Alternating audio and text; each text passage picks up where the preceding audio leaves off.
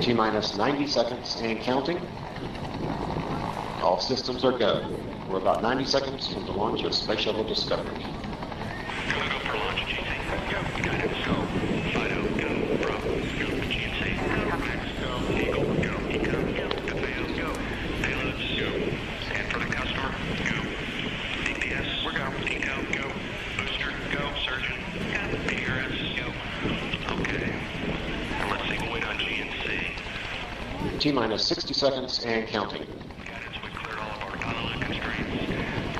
We are transferring to orbiter internal power at this time. Discovery is now running off its 3 onboard fuel cells. Coming up on a go for auto sequence start. AMC, I hear you loud and clear. 5 bytes. Tell me. Have you loud and clear as well? Thanks, sir. Okay, let's go for auto sequence start. And we have a go for auto sequence start. Discovery's onboard computers have primary control of all the vehicle's critical functions. T-minus 17 seconds and counting. 15, 12, 11, 10, 9, 8, 7, 6, start, 2, 1, booster ignition, and liftoff of the Space Shuttle Discovery, returning to the space station, paving the way for future missions beyond.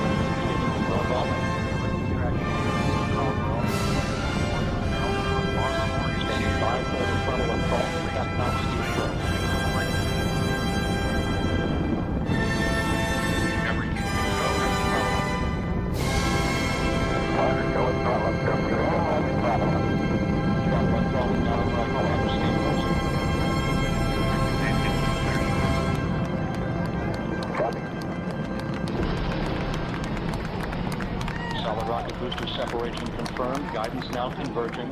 Discovery's onboard computers commanding the main engine nozzles to swivel, aiming the shuttle for its precise target in space for main engine cutoff.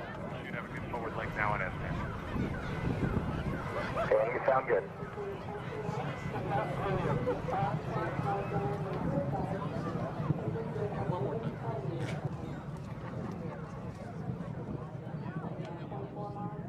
Discovery Houston, negative return. Copy, a negative return.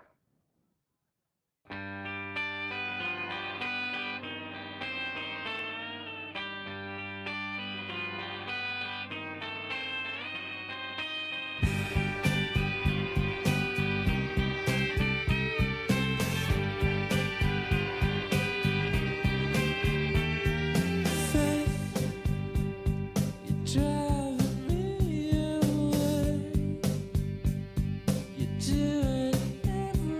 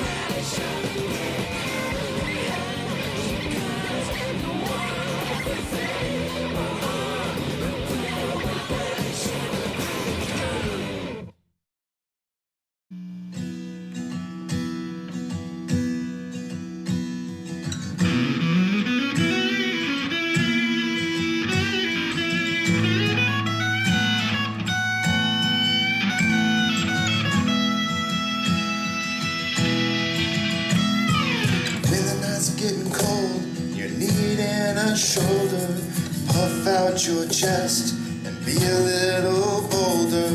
All we do is we buy and hold. There will be shills who wanna steal your thrills. There will be friends who hold till the end. There will be doubt, fear and cloud, but it's all in your head. Those hedgies are dead. Panic and fear really are near. It's not ours to own. We have shown that all we do is buy and move. Oh, there will be shills who wanna steal your thrills. There will be friends who hold till the end, and there will be doubt, fear and cloud, but it's all in your head. Those hedgies are dead. So when the nights get colder, you're needing that shoulder. The Ape's got your back. We got each other. All we do is buy and move.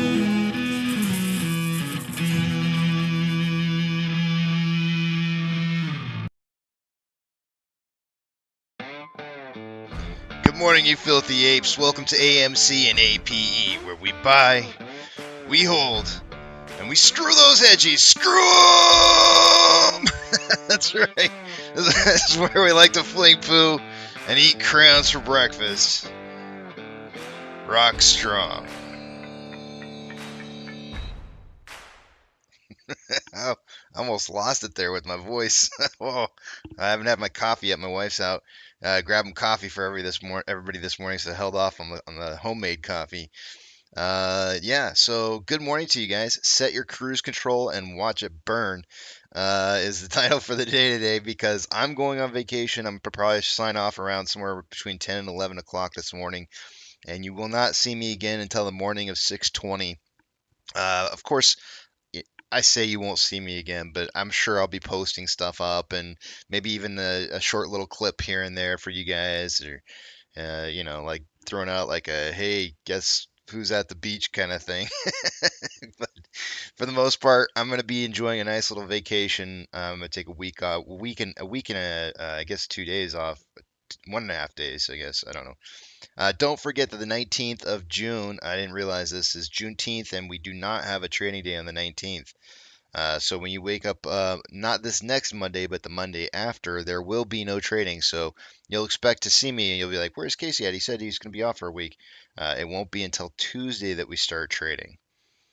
I'm gonna miss you guys too, but you'll be fine. You guys are just gonna strap in, set your cruise control, watch this thing burn, man, and we'll have a good time. If something crazy happens, I'm always going to leave myself the availability to be able to come back on and stream and be able to talk to you guys. I got my iPad that I can take with me, and I've done a stream I think before. I tested it out before, and I did a stream from that once. It can be done. It's just not as pretty as how it looks now. It'll just be a little. It won't be as nearly as pretty. But I'll take it with me and make sure that I have the ability to be able to keep in touch with you guys. And then for those of you guys who want to, you can always just join up in the back of the Big Tramp in the Discord, and just hang out there if you want and talk to each other. And if you're feeling lonely or whatever and you want to talk with other people, go there and hang out. Maybe I'll be there. Who knows? You never know.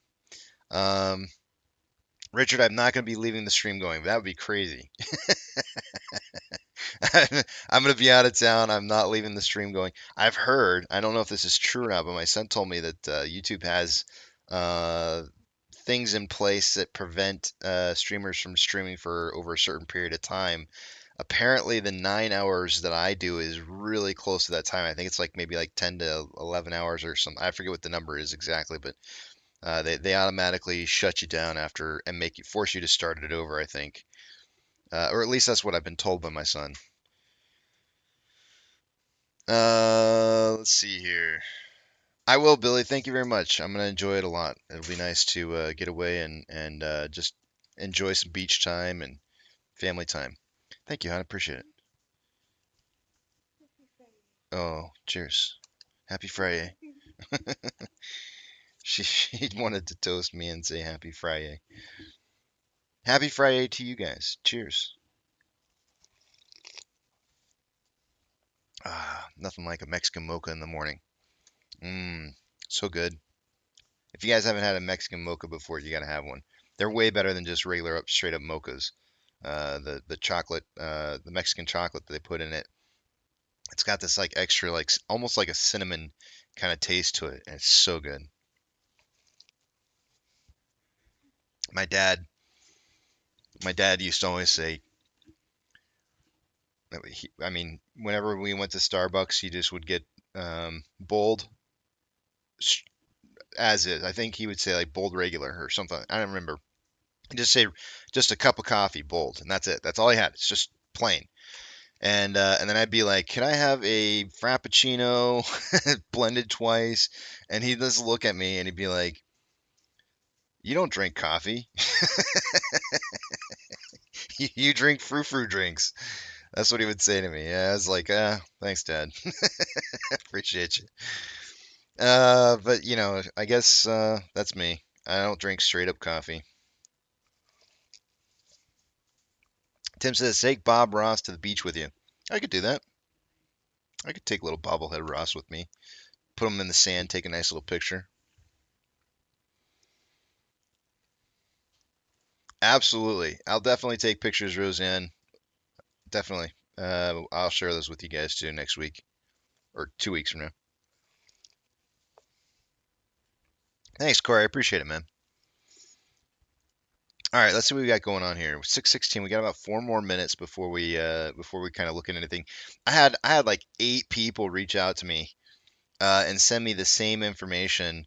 For those of you guys who haven't seen it yet, there's this, I think, this like fake news article that's kind of going around. I think at first a lot of people were thinking that it was the real deal. Breaking news. All right, Gary Gensler has been charged with market manipulation. Coinbase provides evidence that Gary Gensler is placing over 2.5 million in BTC shorts just 48 hours ago. I don't think this is a true story. I think this is an attempt by crypto to kind of fight dirty. They probably know all about the fighting dirty game with news stories and how it just takes a rumor to really kind of get things in motion. And so they're doing their little they're doing their reversal attack on this with more fake news coming right back into the media. So apparently Gensler's guilty of putting puts on BTC. I doubt that's true. I can't even imagine.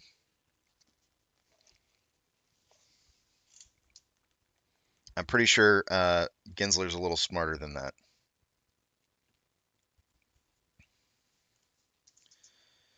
Let's take a look at. Ooh, Jana, those sound good. Aztec mochas? I've never heard of those before, but it does sound it sounds tasty.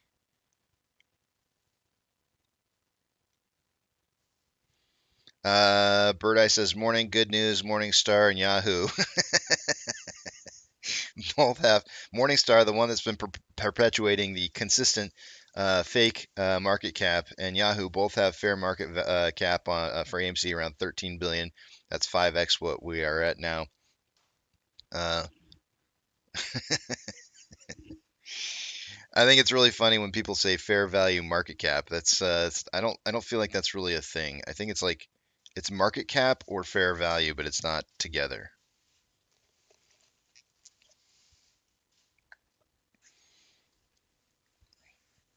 Let's see here. Roseanne, take care. Have a wonderful day yourself. Nana says stock retail sent a great letter and you watched his YouTube. That's awesome. I saw a post that he had put about it and on Twitter. Thank you, Roseanne. I plan on it.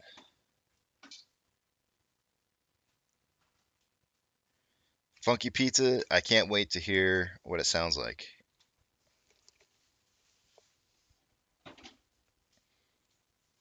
Ah, okay. I think it was company fair value, not market cap. Okay. I was going to say Bird Eye because you can't really mix fair value and market cap together because fair value is an estimation on what the value should be, and market cap is a hard set figure that's based off of price multiplied by the amount of outstanding shares. And you can't really mix an estimate and an actual hard set value together to that doesn't it doesn't work out. You can't take an imaginary number and a real number and say this is what it is. It doesn't work out that way. But fair company value, that makes more sense. I could understand that. And I would suggest that there's a lot of companies out there that were posting out estimates on how much AMC could be worth once they raise the capital after the conversion and reverse split, and that the valuation of the company could greatly increase if that were the case. I know a lot of shorts are really, really worried about the idea of the fact or the idea that AMC could generate or raise a lot of capital.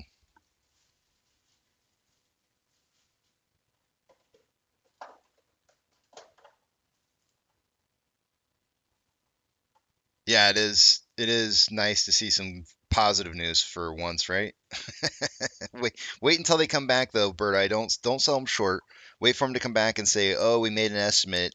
We were wrong. We put a number in the wrong spot, and it's actually half than what it is currently." I can I can see that coming. Trevor, good morning.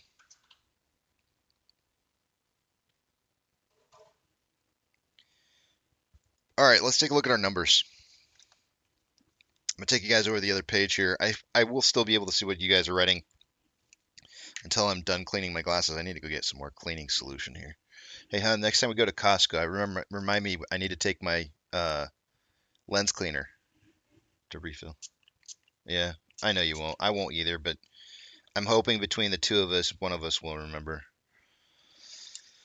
Hoping. All right, let's clean these glasses off. Naymac, welcome to the channel. How many shares of AMC insiders have bought? I'm not aware of any, but they have accrued shares, and I think that I think anybody who would suggest that that you don't have insiders who are buying doesn't necessarily mean a bad thing. I think it's kind of interesting that somebody would try to use that as like a way to try to make a point about the company.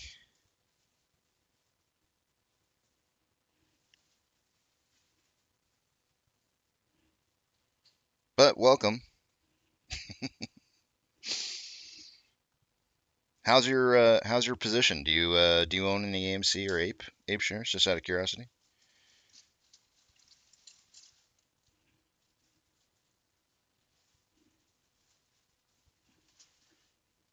All right, I think my glasses are just about clean. Yep, those look pretty clean. Alrighty, here, let's put these glasses on.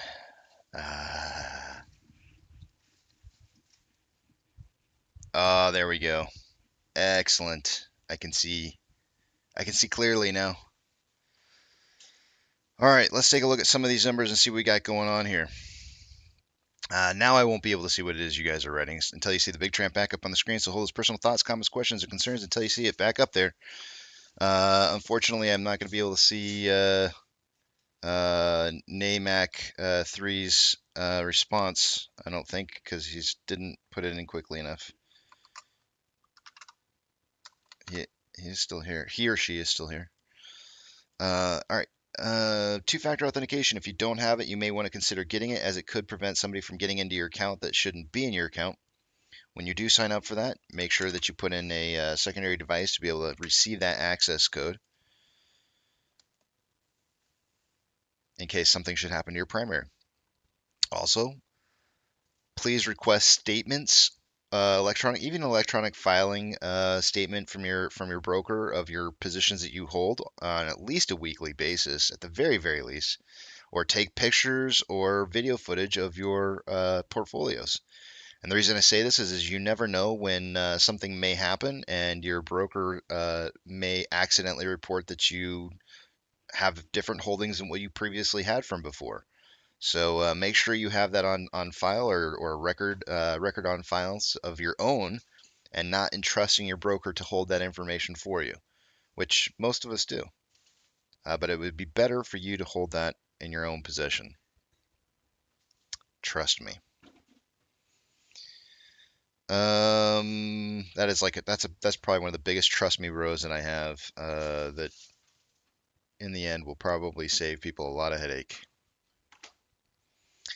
Let's take a look at what we got going on here. Starting with the top left-hand side, price predictions. These are not meant as a way for people to make financial decisions at all. It's just for apes trying to guess the combined price of AMC and Ape by the end of the day. I had 482 to 782. Eric had 469 to 769. Apex had 485 to 785, and Einstein had 481 to 781. The combined price of AMC and Ape, we had 468 on AMC and 160 on Ape for a total of 628. I said 632 for a close for my average, so I was off by about 4 pennies. But that don't matter. That don't matter one bit. 478 is the correct answer for the bottom side, subtracting $1.50 off of that. So the closest person is going to be Einstein. Einstein had 481 to 781. 478 is about 3 pennies off of that number, and Eric's number is 469. I was 1 penny higher than Einstein. Dang it. So Einstein's going to get the extra bonus point for the day. So let's award out those points. Today is Friday. Today will be the last day that anybody can beat anybody on this here. So let's see. We're going to give Einstein 7. Gets the extra bonus point. Eric's going to have 5. I've got 6. And Apex has 4. All right, those are our standings going into today. Here's the tricky part. The tricky part's going to be is usually we give a bonus point for the end of the week for a tiebreaker on whoever's closest, but we're already giving a bonus point for whoever's closest. So if I got today's price prediction right, it would end up being a tie between me and Einstein, and there'd be no way to figure out who's going to be the bonus point person because we're already giving a bonus for the day. So I don't know what's going to happen. Let's just hope Einstein wins and we don't have to worry about it, because then it could just be a major problem. So we'll see what happens. Let's take a look. Oh, where did my Excel spreadsheet go? It's not on the page there. Huh. Give me 1 second. I didn't realize that wasn't up the whole week here.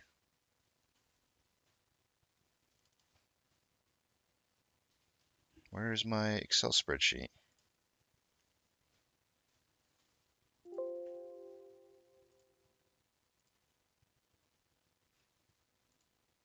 Oh, there it is. It's showing up now. Short exempt volume for yesterday on AMC. We had 140.1 thousand shares.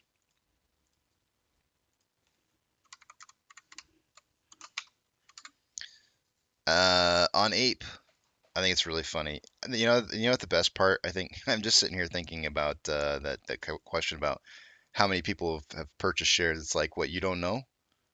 You couldn't look it up yourself? You have no idea? You just wanted to come in and drop the bomb, I guess. You didn't know. You have no idea. You just wanted to make a statement. Let's see what we got going on here. Taking a look at it's such a silly way to try and like make a point. It's just like spit it out and just say it, you know? Like why do you gotta ask a question like you don't know? I can't stand that. I've had bosses like that before in the past. They drive me nuts.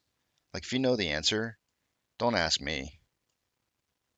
49.8 thousand shares for Ape.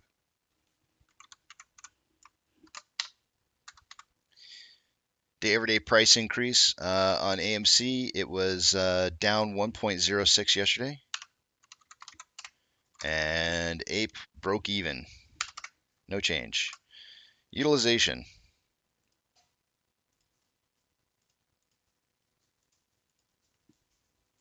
Those bosses that do that to you, they're the assholes. They really are. Because it's like they just want to make you look bad, right? They're like, I don't think this guy knows the answer to this, so I'm going to try and make him look bad. Hey, what's the answer? It's like they just went and looked it up themselves, and so they're like, hey, so what's this, and this? Is it good or is it bad? It's like, you know what the answer is. Don't ask me. You're just trying to make me look bad. Let's see here. We got utilization at 100% on AMC. This is day number 100, straight trading days in a row of utilization being 100%. Let's see here. Hold on a second. I gotta change my number. Oh, there it is.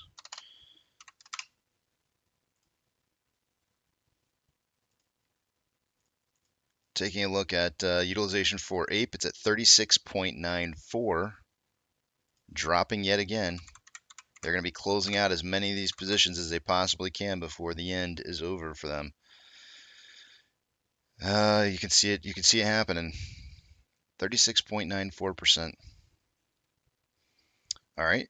Let's take a look at some of the other numbers. Moving on to max pain for the end of the day today. I still expect it to be $5, no change. Let's see what it is.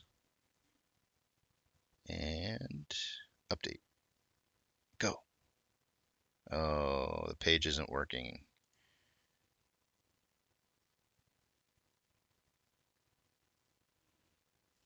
Let's make sure I'm still streaming here. Okay, I am. All right, looks like max pain might be down, but I'm pretty sure that the max pain is still going to be $5 for the day. I'll have to go through and check it a little bit later and see. Right now, it seems like the website might be down. Going on to volume through off exchanges for AMC and Ape. By the end of a day, I would expect to see off exchange reporting, off exchange and EDGX reporting about 64% on a normal day. Yesterday, off exchange for AMC was at 50.95. EDGX was 5.95. Combined total is 56.9%. That was 7.1% less than what we're used to seeing. A lot of that extra volume went into CHX. There was 5.33% of our daily volume going into that when the normal average is 3.46. It came out to 836,000 shares going into AMC in that exchange. Going through that exchange for AMC, I'm sorry. And that's high. That's a big number. Anything over 500,000 shares is a lot. And that's, if I'm not mistaken, let me just check real quick here. I think that's 4 days in a row of CHX volume being over 500,000 shares. Let me just check.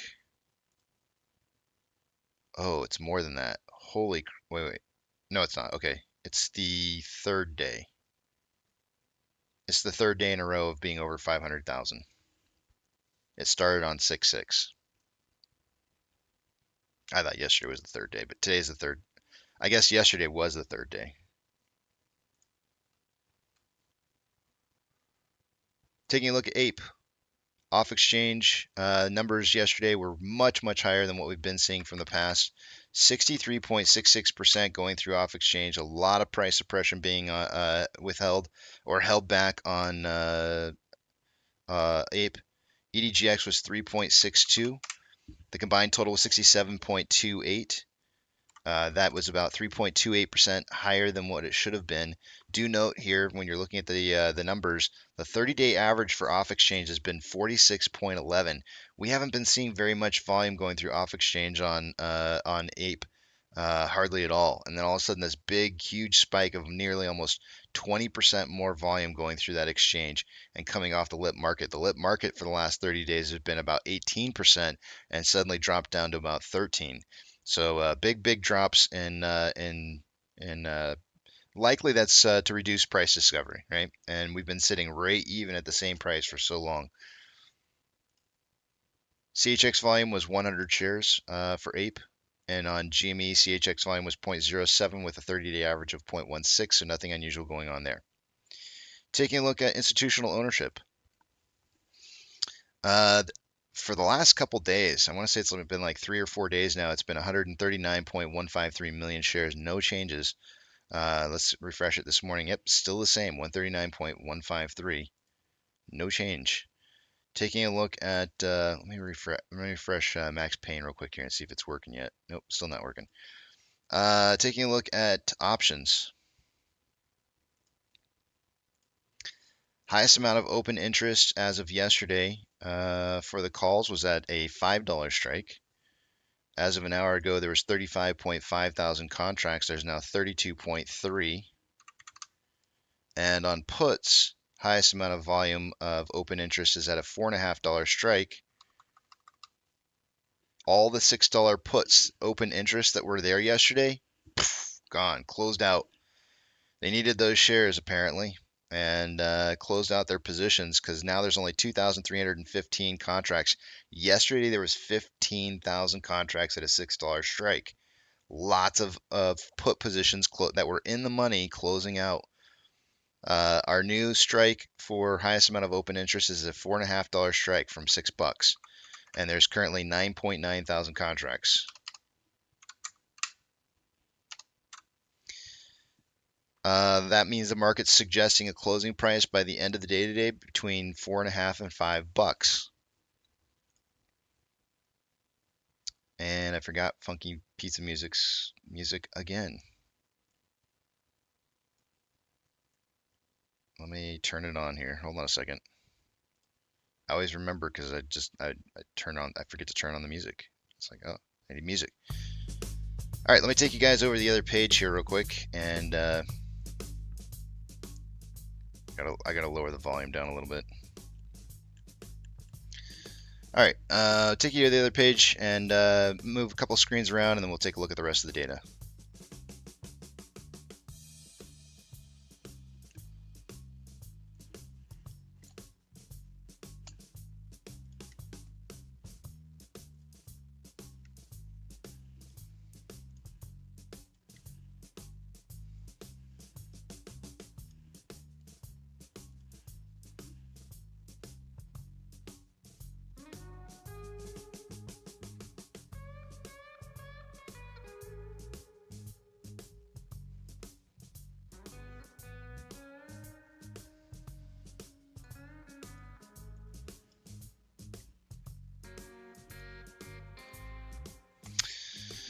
Alright, well, we got this last breakout a little bit later than my box, and I wanted to see a bullish triangle move, but we actually got a break to the bottom side and then ended up recovering most of that break to the bottom side a little bit toward, I guess a little bit after in the afternoon hours, and then making it all the way back up into our bearish wedge again here, our bearish triangle, I should say.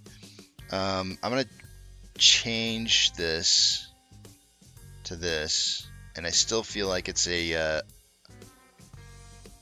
still feel, I don't know, actually. Now it's starting to look more like an ascending parallel channel. Hold on one second, let me just check it out and see. No,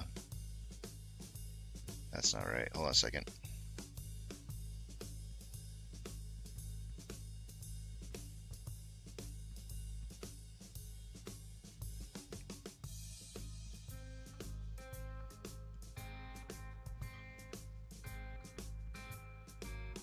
It's really starting to look like an ascending parallel channel, about a week-long ascending parallel channel, which typically leads to a bearish breakout to the bottom side. I'm not sure if I'm really excited about drawing this because there's some problems that I see with it. Like I've only got 2 touching points on one side, maybe you could say 3. I'm gonna leave this up here for now. We're gonna watch one of the things we should be watching real heavily is this ascending level of support. If price does come back down and retest that ascending level of support and breaks through that, it more likely than not will break out of this ascending parallel channel. So my guess is that I'm gonna leave this up here. I like what I'm seeing in regards to most of this data, so I'm going to leave this up here right now. The question is will we be able to push past 635 and continue this trend upwards going to the weeks ahead, or are we actually looking for like a breakout point where we kind of start trading sideways at some point and then start heading back down for maybe a double bottom again? Oops, let me change that.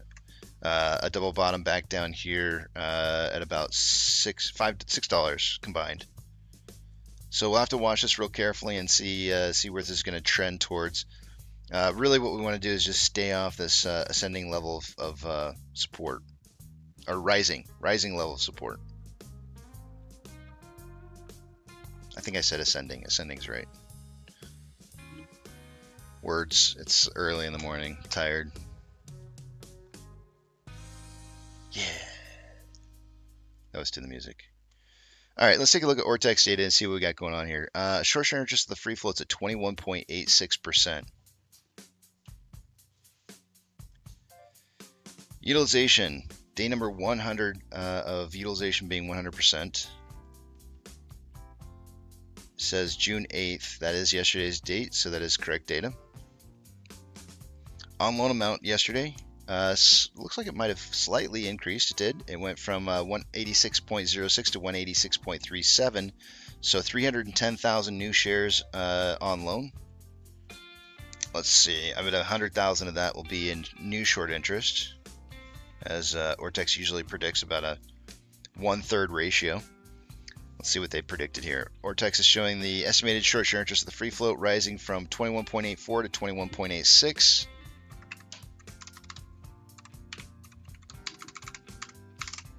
Yep, 103. 100,003 shares.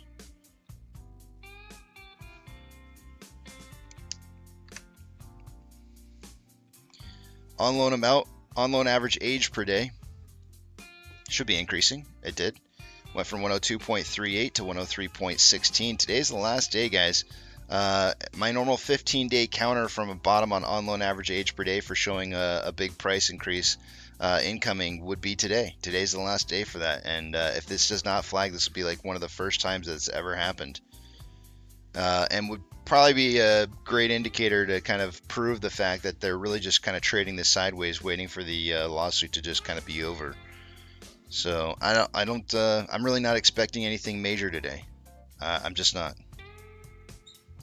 Let's see, we're at the beginning of the month. Nothing unusual about Fridays at the beginning of the month that I'm aware of.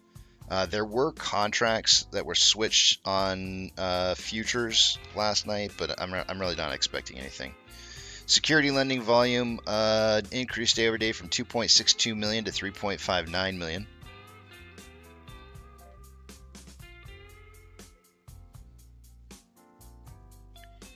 Short share interest of the free float on Ape is at 5.09.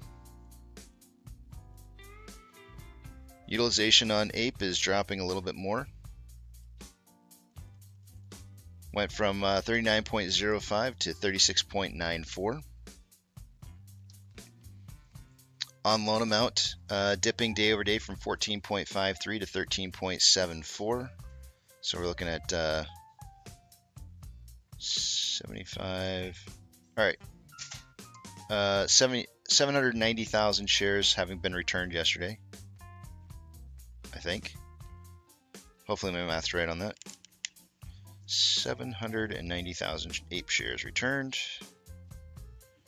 Let me pull up a calculator real quick because I just want to make sure I got that number right.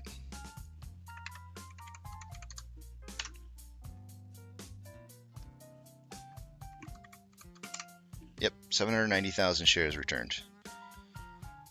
Estimated short share interest of the free float is, let's see, it's slightly decreasing as a result from 5.13 down to 5.09. On loan average age per day is rising from 115.18 to 121.48. Most of the loaned out shares currently are some of the oldest loaned out shares that there are, as that number is actually really starting to skyrocket. Security lending volume day over day increasing from 347,000 shares to 928,000 shares.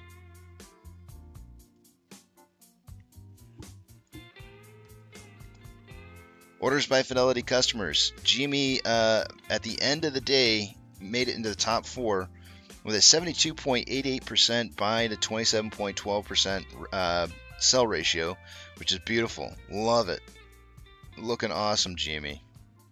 AMC and Ape likely did not make this list due to low volume, and we did not.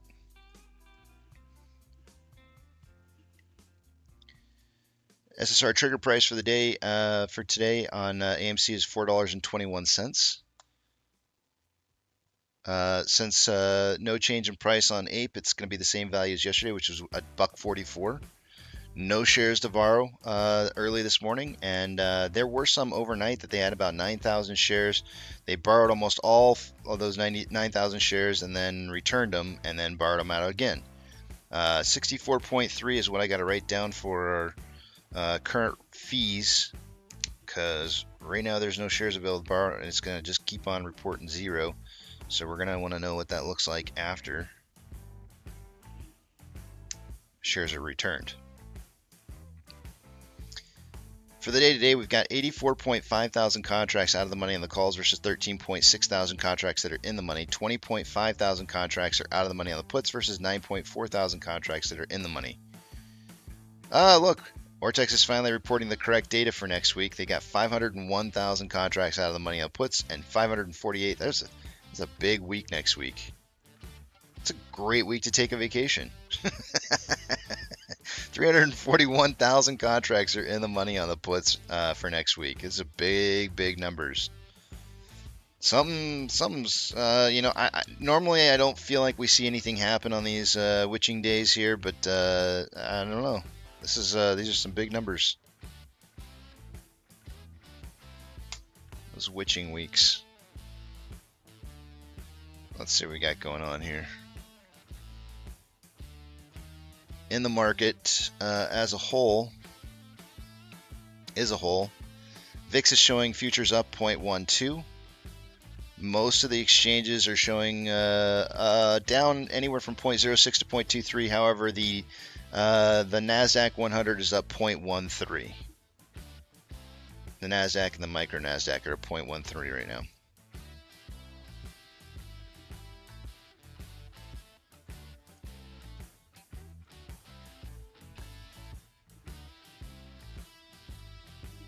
Real quick, just want to check this while we're here.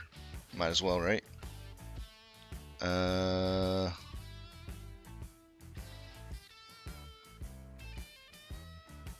FOMC meeting in 5 days 6 hours, 13 minutes, and 3 seconds. And as of right now, there's a 27.6% chance that they raise it by 25 bips. So it doesn't look like they're going to be raising the rates this next week. So I don't think we'll have anything to talk about in regards to that, other than the fact that it's just not getting raised.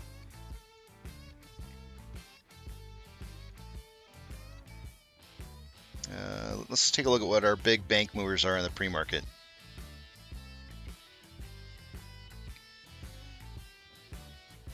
Big pre-market bank movers. It doesn't look like there's any right now. Hold on a second here. Let me keep looking.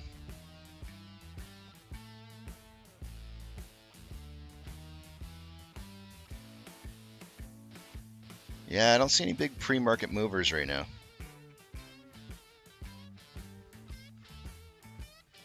Ethereum Classic is up 0.28. The US dollar is currently showing up 0.12. In the pre-market, we've got oil up 0.48. SPY is currently showing up in the pre-market 0.03. Let's see here. Tesla in the pre-market's up 6.17. Amazon is down 0.64. Cinemark is up 0.44. Doge is up 0.18. Bitcoin is up 0.54, 26.6k a coin. GameStop is down 0.75. Hycroft is up 0.24. NCMI is up 1.74. Hood is breaking even. Ape is breaking even. And AMC is down 0.43. Inflow versus outflow for the day yesterday on AMC, we had approximately $270,000 more inflow than outflow. Volume so far this morning is 6,280 shares on AMC. Not very many shares traded so far in the pre-market. On a 4-hour chart, we've got currently more selling pressure than buying pressure with an RSI of 50.16, which is average. On a 1-hour time interval, more buying pressure than selling pressure with an RSI of 50.01, which is average. On a 30-minute interval, we have more buying pressure than selling pressure with a divergence on the vortex indicator currently occurring, and RSI at 50.39, which is average. On a 5-minute interval, equal amounts of buying and selling pressure with an RSI of 48.74, which is average. So a lot of average RSIs, which means price has the ability to move up or down just as easily. It has a lot of room to move either direction, equal amounts of room to move either direction, and an RSI or vortex indicator is indicating on most of these time intervals more bullish movement ahead in the futures, except for the long-term 4-hour. But the shorter time intervals are all predicting upwards momentum. Taking a look at Ape, inflow versus outflow. We had about $2.7 million more inflow than outflow yesterday on Ape. And that could be part of the reason why the off exchange was so heavily used or utilized yesterday to suppress price while a bunch of inflow was coming in. 1.65 million shares or 1,000 shares traded so far this morning. Very, very low volume. On a 4-hour time interval, we've got more selling pressure than buying pressure with a divergence on the vortex indicator currently occurring. RSI is at 52.22, which is average. On a 1-hour time interval, more buying pressure than selling pressure with an RSI of 52.68, which is average. On a 30-minute interval, more buying pressure than selling pressure with an RSI of 52.6, which is average. And on a 5-minute interval, more buying pressure than selling pressure with divergence within the last 10 or 15 minutes. RSI is at 53.6, which is just slightly above average. And of course, this thing's just been barcoding the whole time. I mean, Censored Content came in early this morning and said, "Hey Casey, can you show us an example of a barcoding trading stock?" No, I don't think that doesn't happen in the market, man. There's no such thing. There is no such thing as that. I have no idea what you're talking about. On a 1-hour time interval, let's take a look at the Ichimoto cloud real quick here and see what we're looking at for the day for a prediction. Oh yeah, look at that. Barcoding. Even on the 1-hour time interval, this almost looks like a barcode. We've got lagging line right on price line. Conversion is below base, and price is just slightly above the cloud. I think we're kind of maybe in store for a closing price on Ape to be a little bit down from where it's at right now. I mean, we've been flirting with like 158 to 162. for a while. So I think today's going to be that down day that pushes us to like 158-ish, 159, somewhere right around there. The Bollinger Bands are going to collide. I'm sorry. I looked over and I had to read that.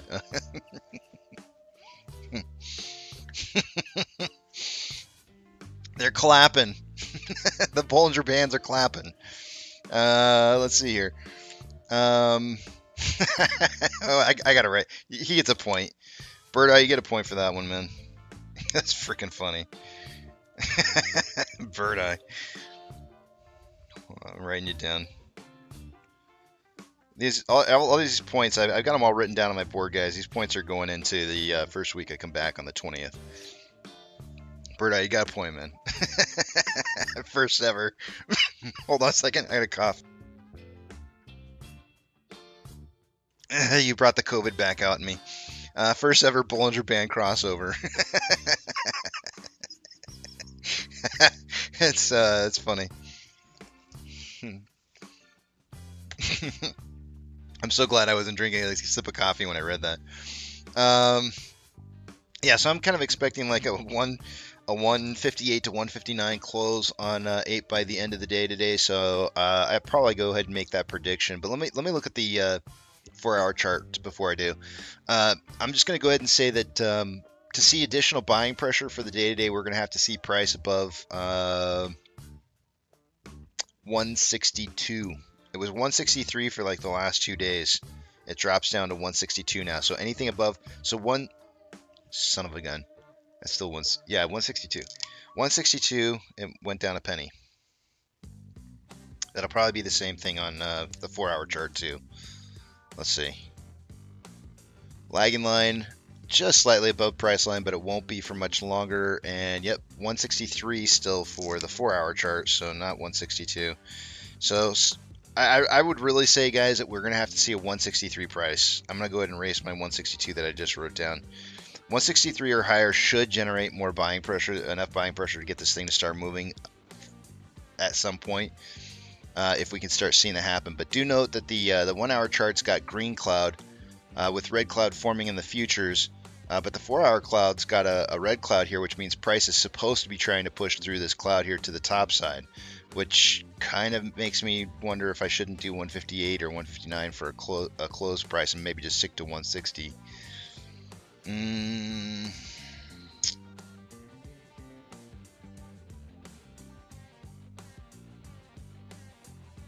I think I'm going to say 158 for a close on Ape.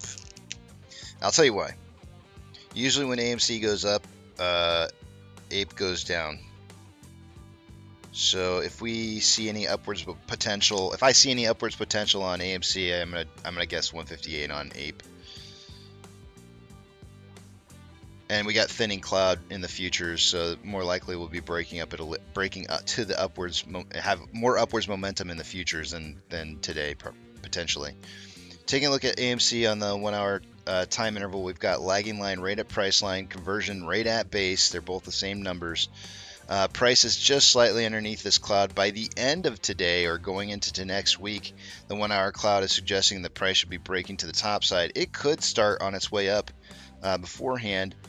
If we were to see price heading up but not breaking through the cloud, we would see a closing price somewhere around 468 by the end. So basically what we closed at yesterday.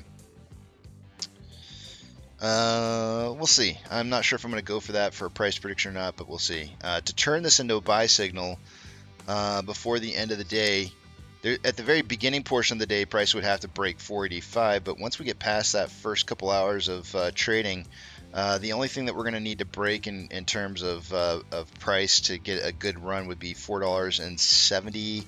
So we'll call it 471. Anything above 471 should provide us some good push power.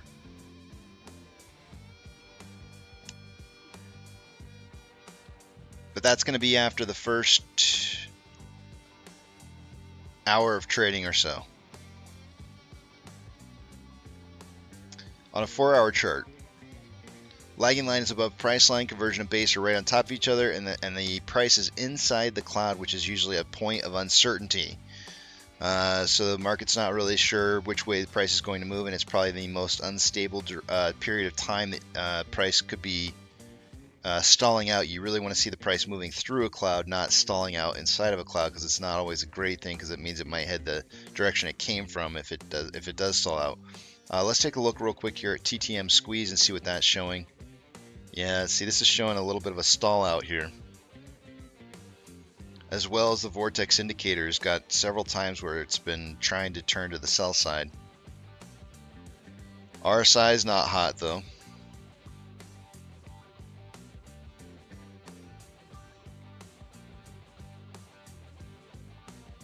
I think this 4-hour chart makes a very good case. In order for us to, it makes a very good case for we might stall out at 468 and just hit that same price for the day today. If we hit 468, then I'll probably guess 159 on Ape. I'm writing 468 down. Let me look at one more thing here.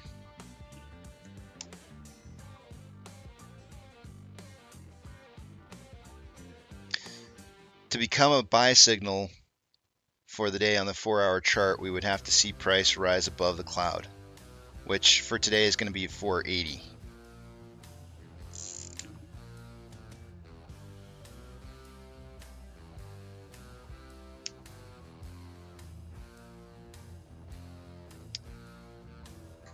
All right, this is where I have to ask myself, can we go up 14 cents?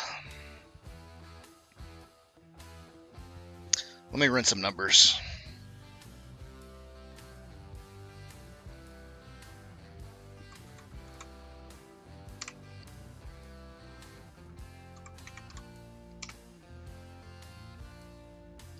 If we were to go up to 480, that would be a 3% increase on the day, which is not much.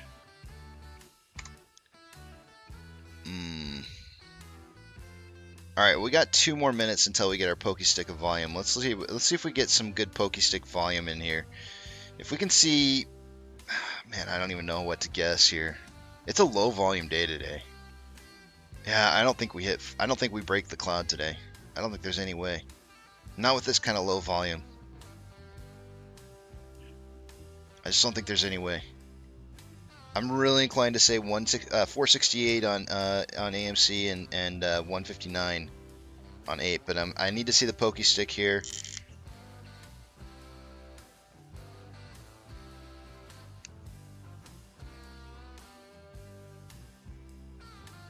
All right.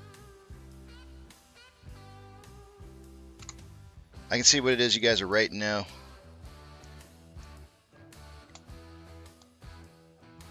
Pokey stick of volume's kicking in here. Let's see what we got. 29,000 shares for a total 30. Holy crap. This is such a low volume day.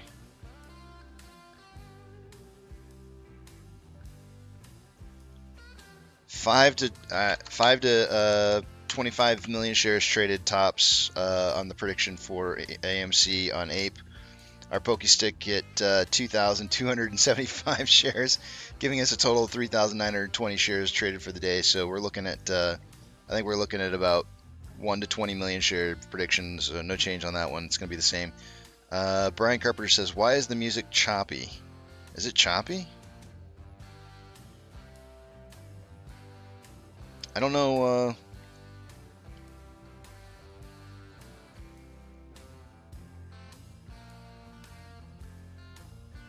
I don't know. It could be my internet might suck, which is not unusual. It's probably the same reason it always is.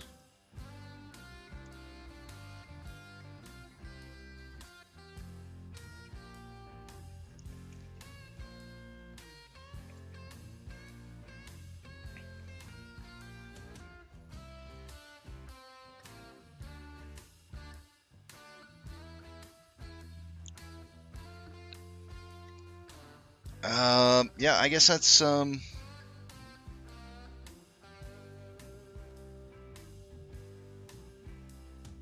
look at the futures real quick here.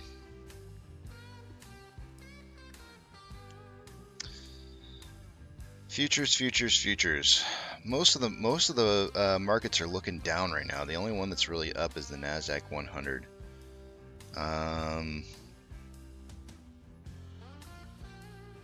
Yeah, I don't.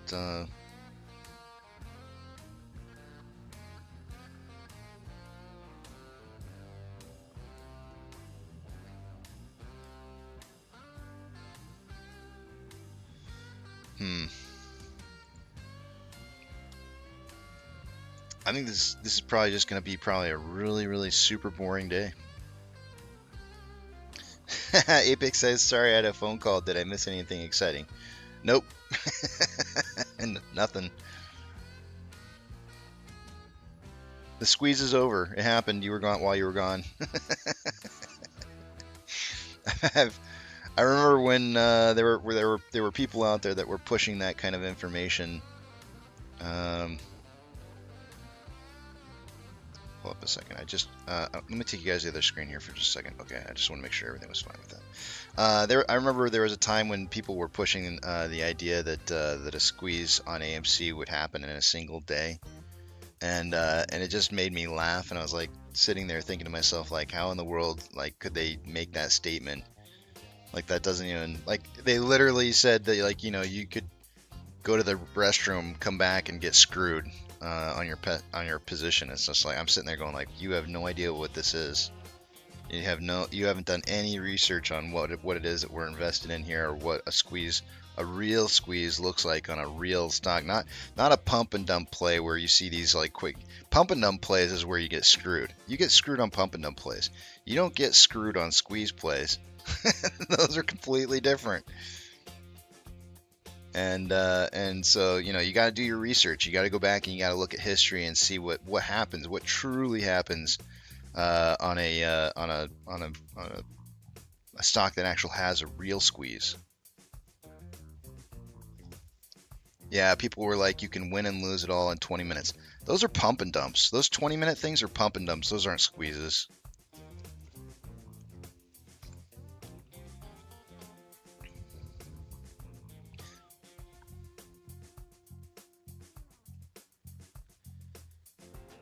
It'll be post-court date when the judge makes the decision, Jordan, so we don't have a date yet. We got to know when the judge is going to make the ruling. And then I would imagine it'll be shortly thereafter. But the court dates are June 29th and 30th.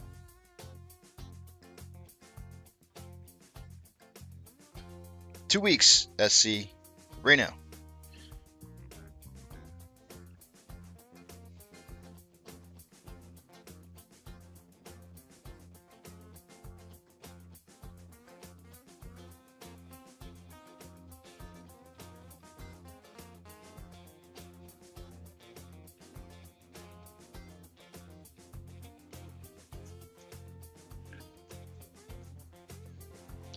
I don't think we're gonna have. What's the U.S. dollar doing right now? It's up 0.03.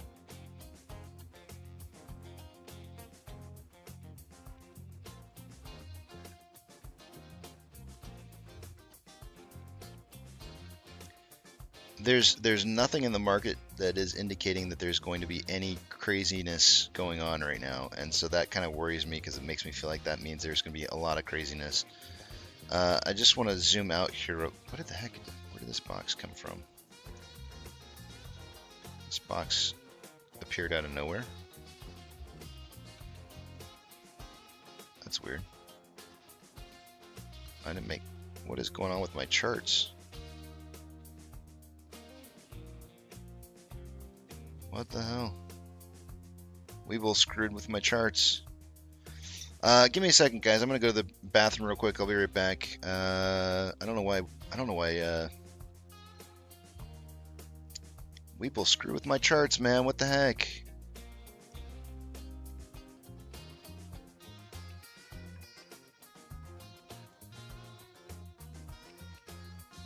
Oh, that sucks.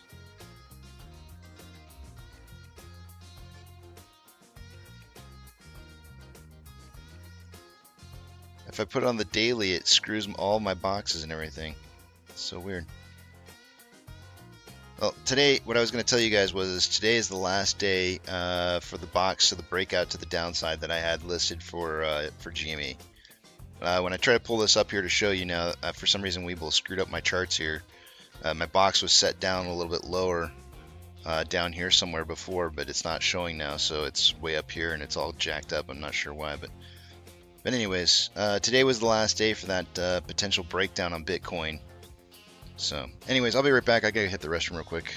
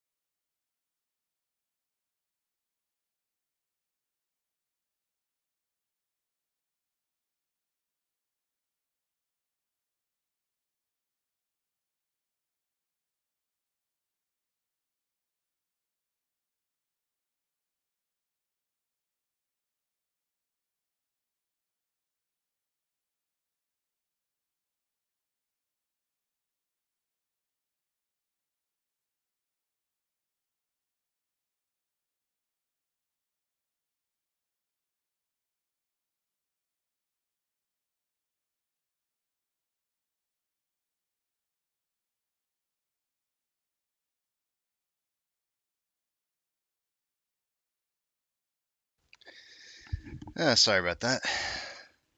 Feel much better. So does Bruno, and so I have hot coffee now as well. Kenny's short of Casey's toilet paper. Actually, wait. All right. I don't mean to get on the bathroom talk this early in the morning, but anybody else out there go to the restroom with the lights off? I'm kind of one of those people that I don't know why, but I just love going to the restroom with the lights off. It's very relaxing to just kind of sit in the dark. Uh, oh shit. Sorry, Casey squeezes. Anyways, the toilet paper ran out on me in the dark. That sucks. There's nothing worse than having the toilet paper run out on you in the dark.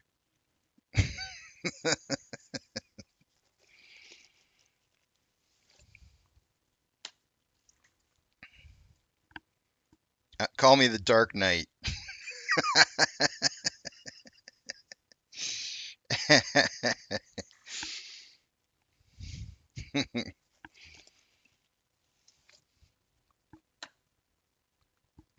Mr. Finance says called it.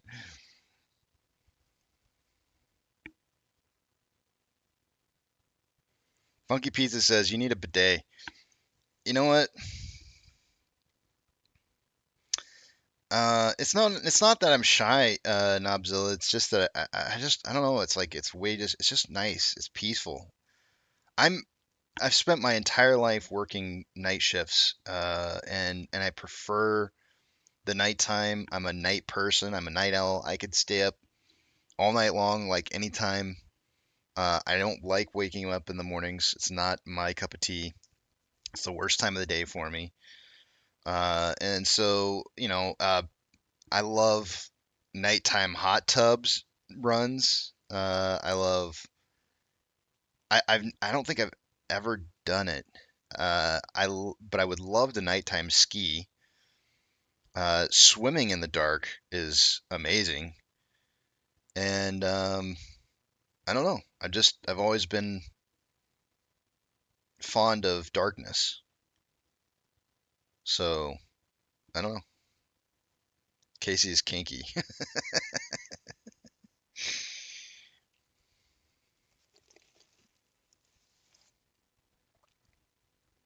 Fortunately, Brian, the newspaper nowadays is on an iPhone, and it provides all the light you need. so, yeah.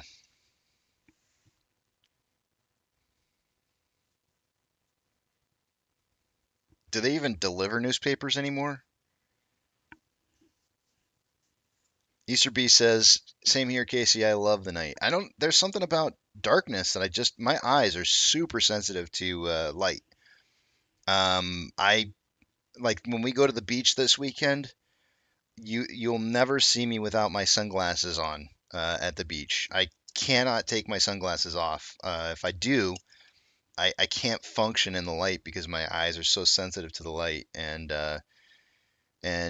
so like I've had times where like when you go to put your sunscreen on, you got to take your sunglasses off because you don't want to get your sunglasses all sunscreened up and everything, especially if you got that spray crap that they got now. And so I take my sunglasses off, and it's like the most excruciating like 5 minutes of putting on suntan lotion. Uh, Dino Mike says I worked nights for 15 plus years. Casey, I get it. I'm telling you, man. There's something about working night shift where you just become fond of the nighttime, and I can't. My eyes just I can't handle it. I sit in this dark room. That's why half the time the big tramp's dark. You can't see me in the back of the big tramp because I won't turn lights on in this house because I just can't stand it. People, it was funny. My sister-in-law walked into the house the other day and she's like, "Whoa, I have to stand here in your doorway for a minute so that I can get adjusted to the light in the house because there is none." The great part about it is that my wife's the exact same way. She loves the dark too, so we both sit in the house just dark. We have a dark house. I love darkness. It it doesn't hurt my eyes. I can see great in the night, and if I walked into a house that was like one of those really like model home where light was just pouring into like every room, it would give me a headache.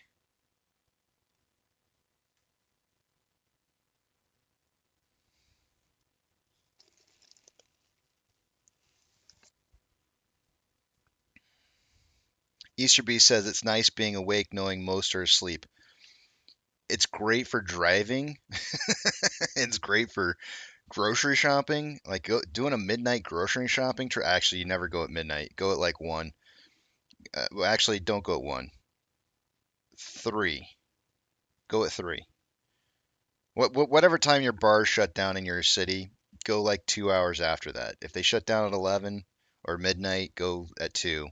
If they shut down at 12 or 1, go at 2 or 3. Don't put yourself out on those roads when the drunk guys are out there. But grocery shopping at like 2 or 3 in the morning, especially if you're going to Walmart, can be a real treat. it, it brings out the best in people.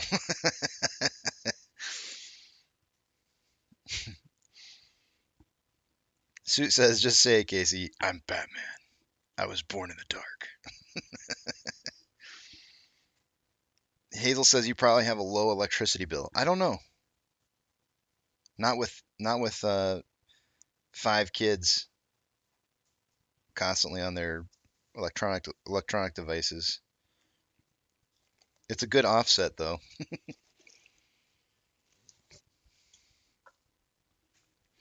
Brian says you must not be a people person. Hey, I've said that before.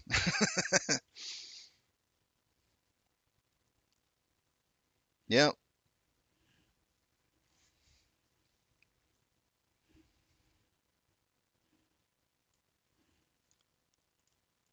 I try. I try sometimes to be a people person, but it never works out. Like it works out for like a short period of time, and then it goes to crap.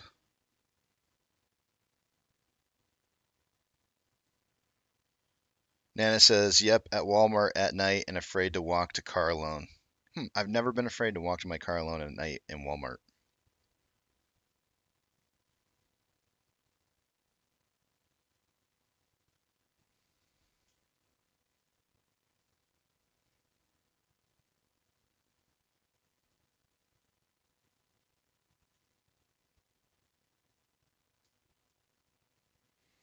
I've never once, I've never once, Nana, ever felt.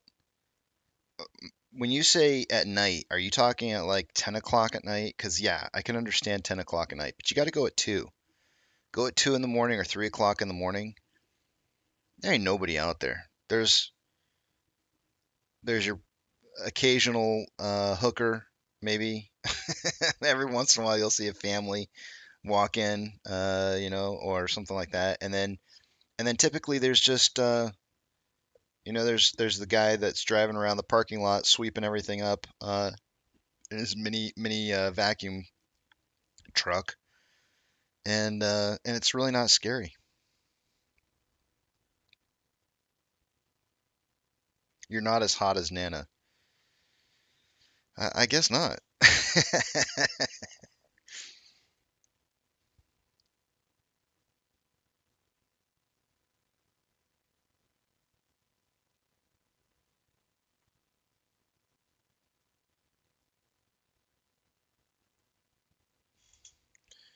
Well, that sounds rough. 1 a.m. looking for a gas station in Philly? Yeah, that sounds pretty rough.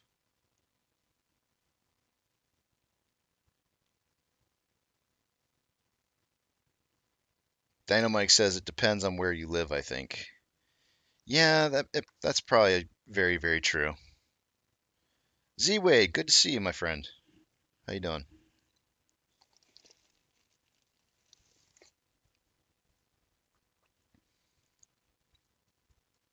Hmm.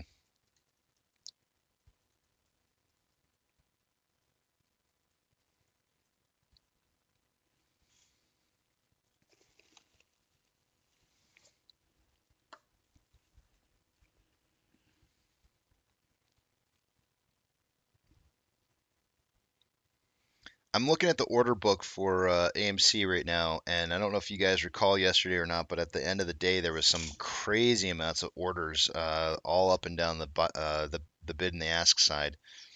Not so much today. I'm gonna take you guys over this other page here real quick, just because I want to adjust this a little bit and make sure it's set up right. Right about there. All right. maybe later on today we'll be looking at that page. I'm only planning on streaming today until I haven't decided on 10 or 11. I probably will quit at around 10, but only because um, I've got some preparations that I need to set up real quick before Hunter and Bradley get back over here. So I've got some decorating to do. Einstein, I got you down 479 to 779. Thank you, sir.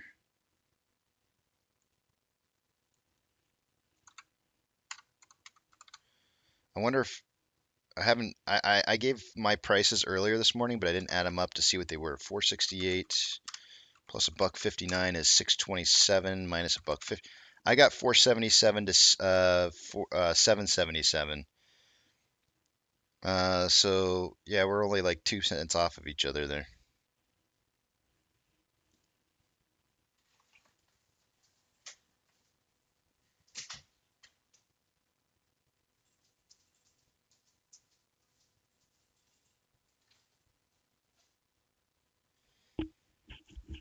No, Bird Eye, I don't want to look at it.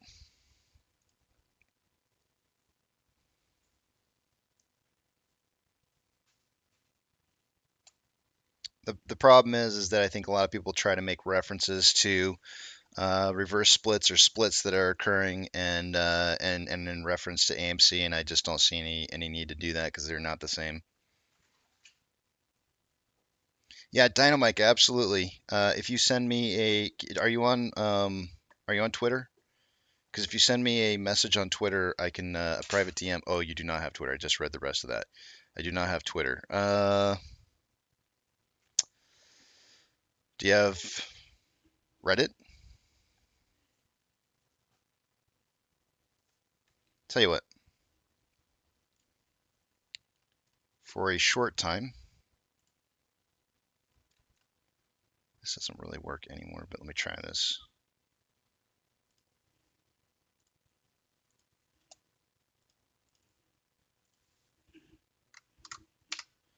There you go.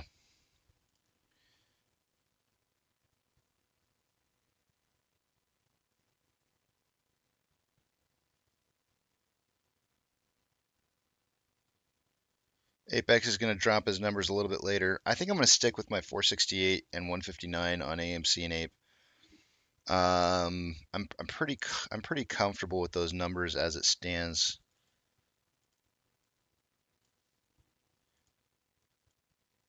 By the way, Einstein, I'm going to go ahead and congratulate you now because I think you won the week already. Of course, I said that, and then I'll win, and you'll be all pissed off at me. I do not have TikTok. The only place I ever see TikTok videos is through Reddit, or if they show up on Twitter.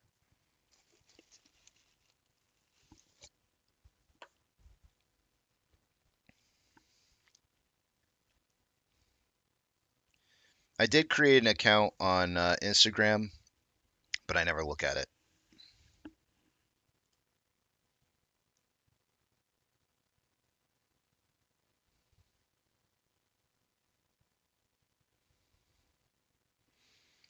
If Apex wants to join Discord, I thought he was already in there, but if he's not in there, I can always send him a private message.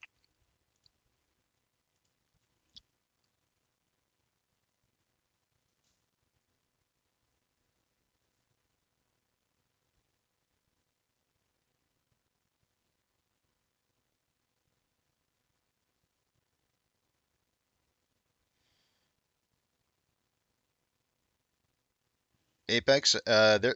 All right, hold on a second. I'll check the DM real quick here.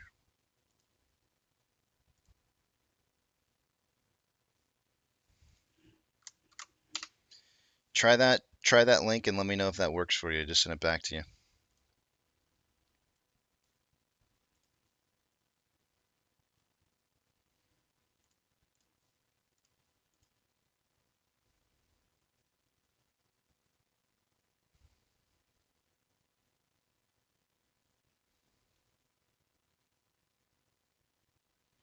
From August on Ape chart, absolutely.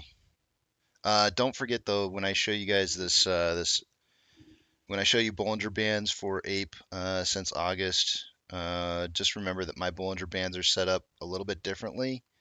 I can change it to the standard setting for that's pinch and tight. But I think this is probably a pretty good reference. So since August, we're looking at wait, did you say since August?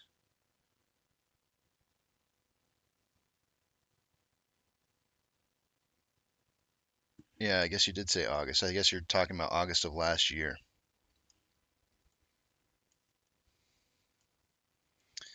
There's my Bollinger Bands, and yep, they are getting super tight. And of course, my Bollinger Bands are a little bit, they're set up a little bit differently than most, but that's only because I use it. I use the Bollinger Bands to look at the 1 minute, so I changed, and I look at a 3 sigma, so I changed the values. So 50 and 30. Let me reset these to the normal amounts of 2 and 20.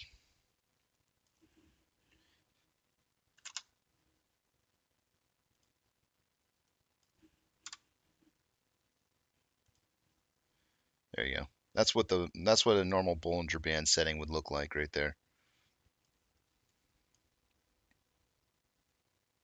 Super pinchy.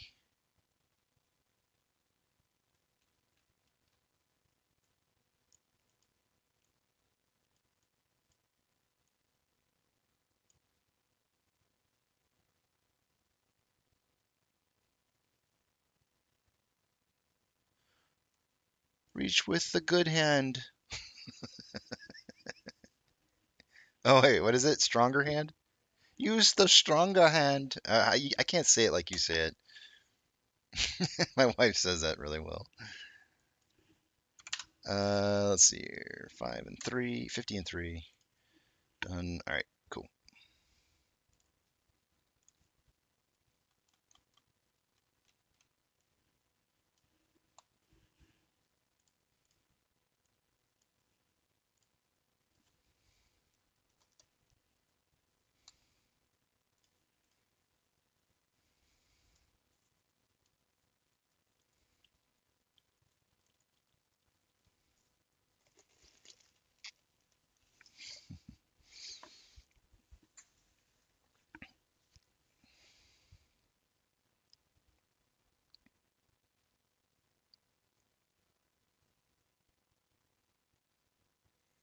TD said last night he thinks we're going to need Congress to stop the shorts on AMC. I think that's what he said. I would hate to misquote him.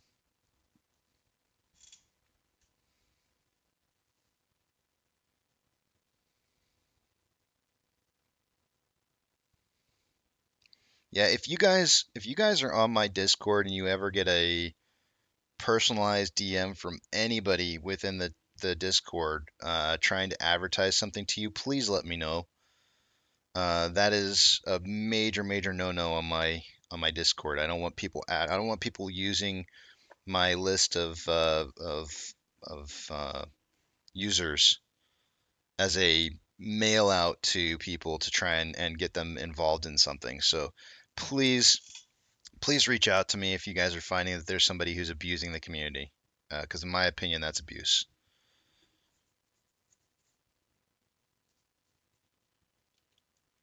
It's not a mailing list. I have a community of people who have interest in together shared interest in something, and it's not a mailing list for anybody.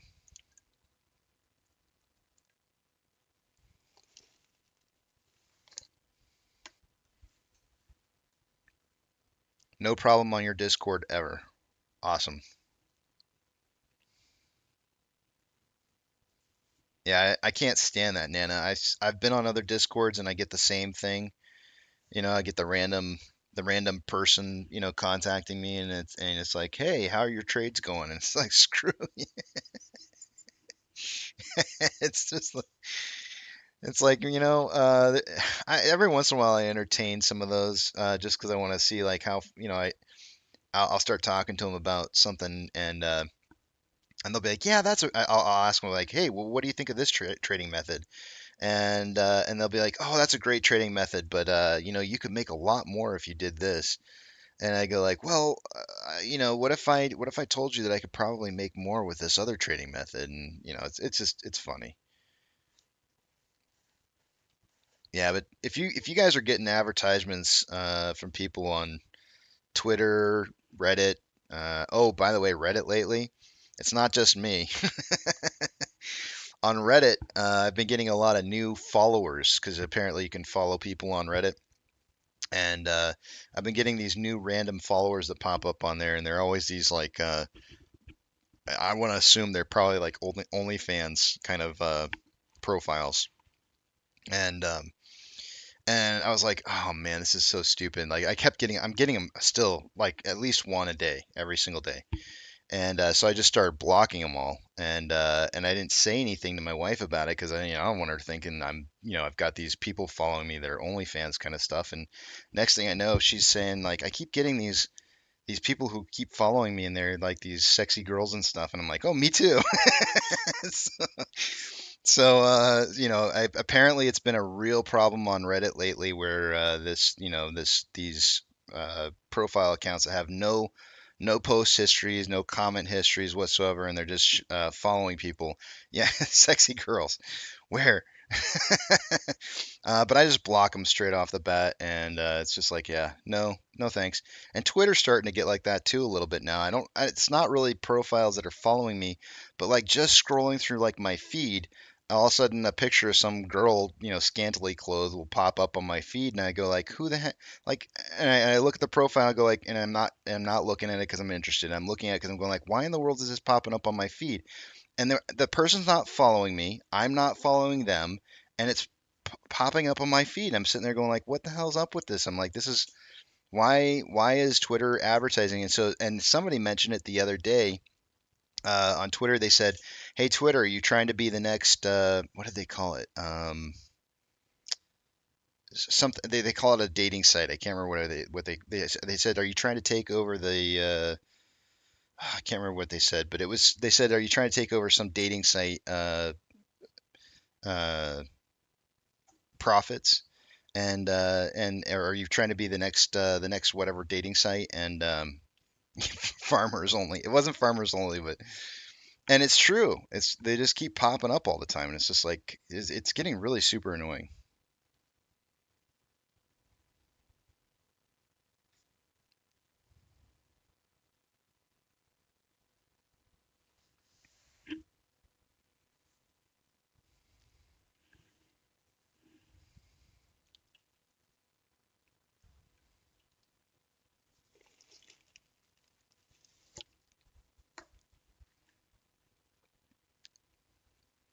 All right, Apex, that's awesome. I'm glad you're in.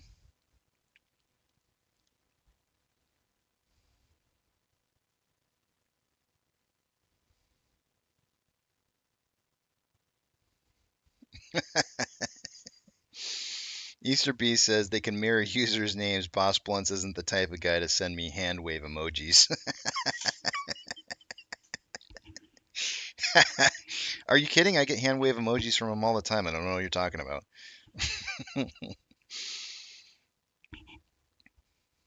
Followed by W. Where I can never say that. Let me type it out.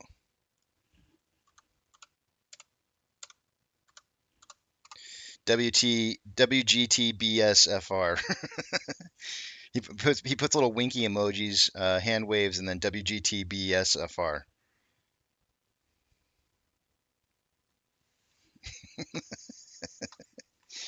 I'm teasing. I'm only teasing. He doesn't really.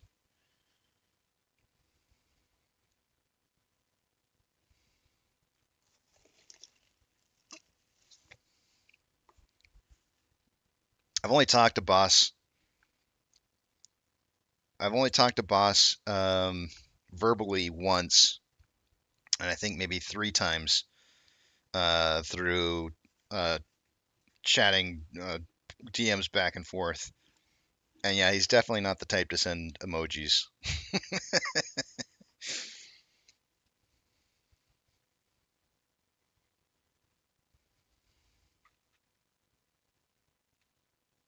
Jay Madro, welcome.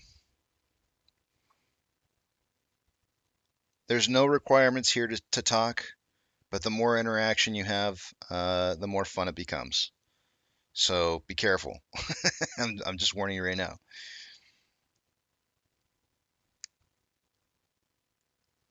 All right, I've got to take a little break here.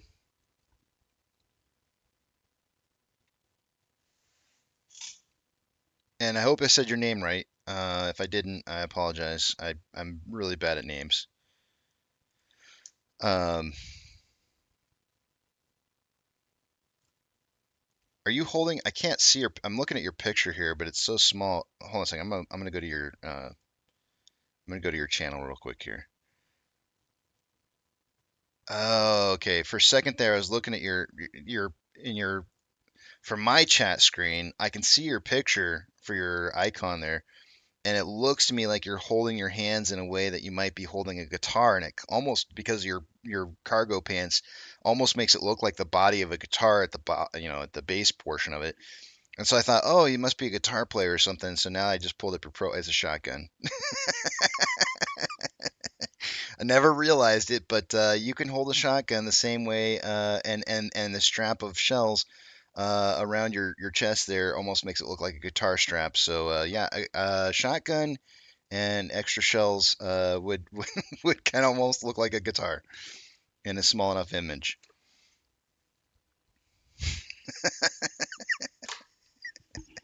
That was definitely not a guitar.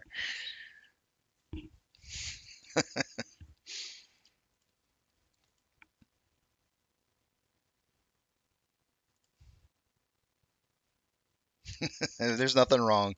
There's nothing wrong with gun ownership, in my opinion. So you're safe with me. Don't worry about it. I think it's cool. Just don't try to strum that guitar like. Don't try to strum that guitar. Might not work out well for you. All right, I'm gonna head to break here, guys.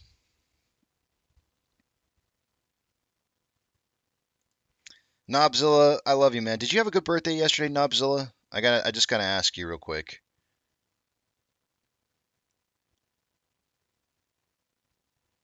I hope you had a wonderful birthday yesterday.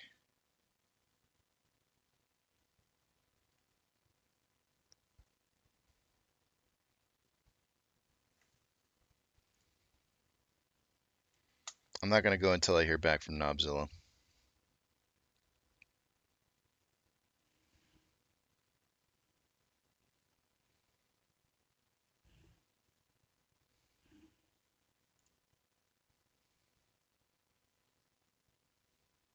The VIX is up 0.45 right now, guys, which means the markets are should be heading down a little bit, and I'm seeing a little bit of a mixed reaction right now. Like the S&P 500 is actually breaking even.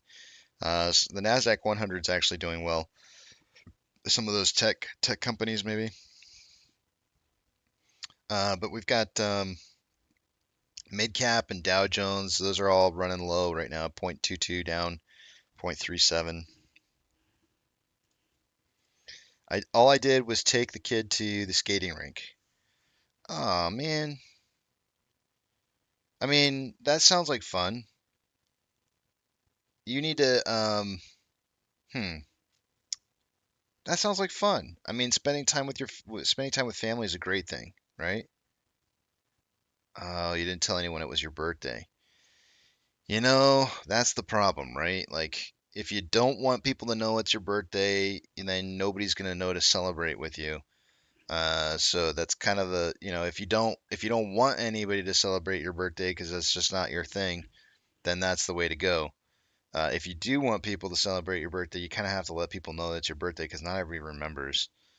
Um, even I have a hard time remembering some of my siblings' birthdays, so uh, it's the best. Okay, cool. I'm glad you had a great day then.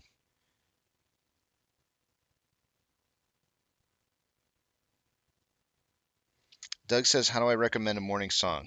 You can do it in the Discord, or you can just put it in here, and I can cut and paste it and throw it into the Discord, and uh, you can cross your fingers it gets played. If you're someplace that's hot, Knobzilla, that is a great thing when they're air conditioned.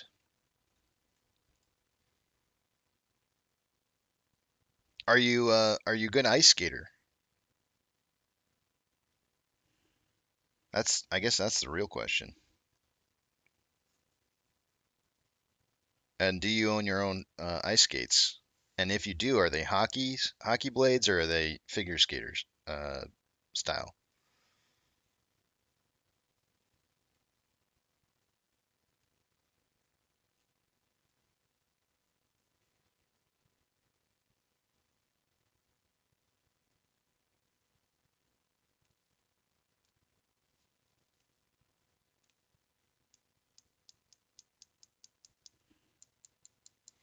Currently, AMC is at $4.70.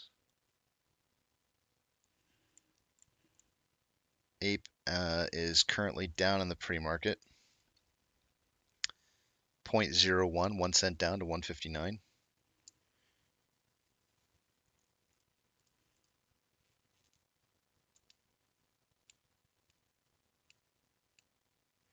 I don't skate. I just watch the kid play. He is a goalie, plays travel hockey. Dude, that's awesome, man. Bradley played hockey when he was younger. He was a forward, and he was really, really, really good. And it was really kind of crazy. Good morning, Petro. It was really crazy because I started him out in football, and he didn't like it. And then I put him into I think I put him into soccer for next. No, no, we started with soccer. We started with soccer, and he would just sit on the ground and pick the grass because they'd put him on defense, and he'd just sit there and pick the grass when the ball wasn't around. Sometimes the ball would come down to his side, he wouldn't even do any. He was just always looking at the grass. Dynamite says expensive, very, very expensive. And then, um, and then I think I moved him into baseball, and they put him in the outfield, and the side that nobody ever hits to. Right, what is that? Right field or something? Left field? I don't know which side it is. Anyways, they put him in the side where nobody ever hits to, so he'd always sit down in the grass there and start picking the grass. And I'm like, I gotta stop putting him into sports where he can like sit down on the grass and play with the grass all game.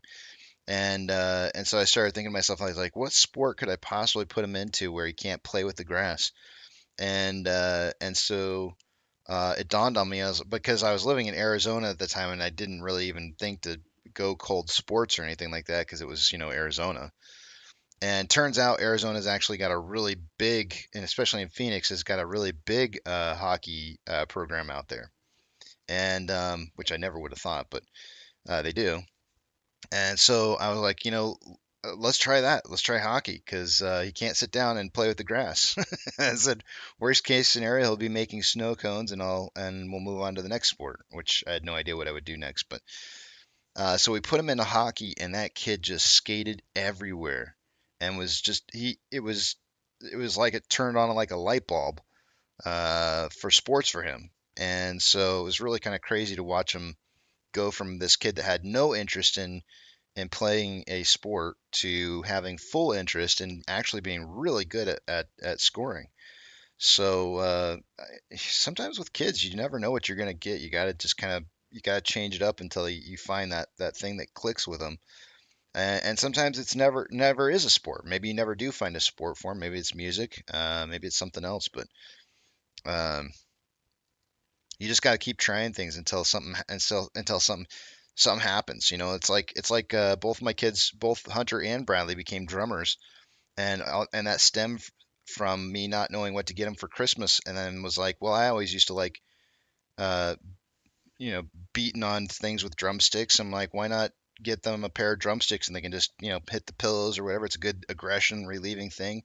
So I bought them both a pair of drumsticks for Christmas one year, and next thing I know, I got two drummers. They never put it down. So you never know. You just got to keep trying new stuff, and finally you'll find out. But hockey though is a great sport. So much fun to watch. It is really really awesome to be proud of your kids, and regardless of what sport it is, and watch them enjoying themselves, especially when it's out on the ice. Plus, who doesn't like fighting in a sport? That's half the best part of it's going to a fight and watching a hockey game break out. That's probably the best part of hockey. Alrighty, guys. I'll see you back at 8:15.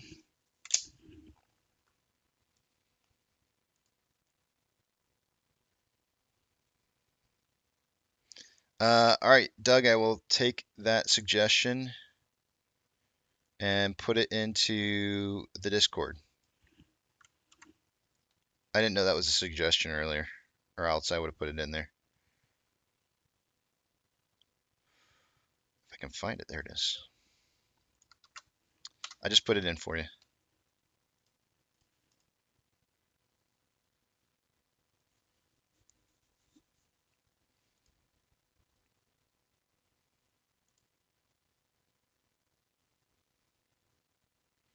Oh man, that's so cool.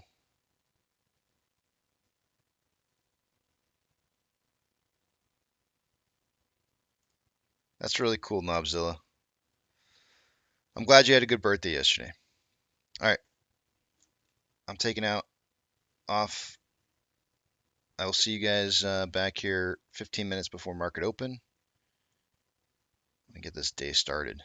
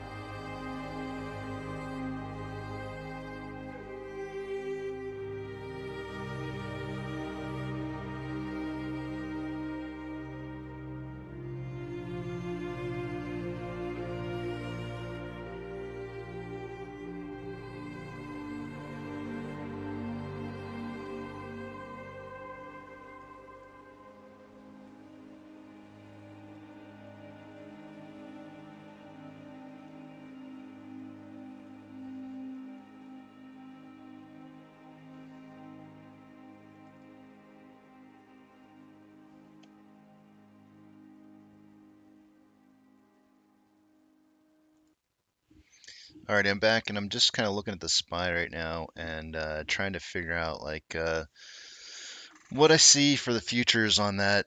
And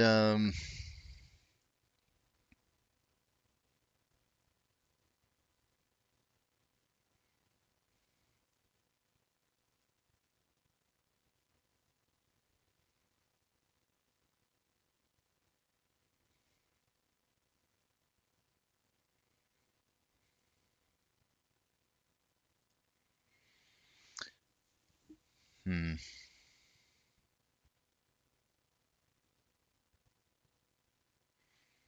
let me go back to AMC real quick here. I'm gonna pull up another chart real fast.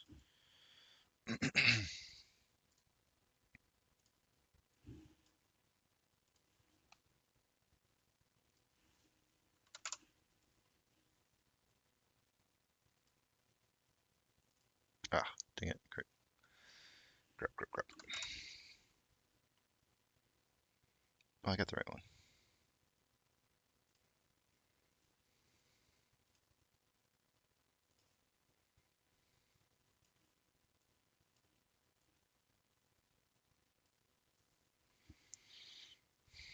I'm wondering,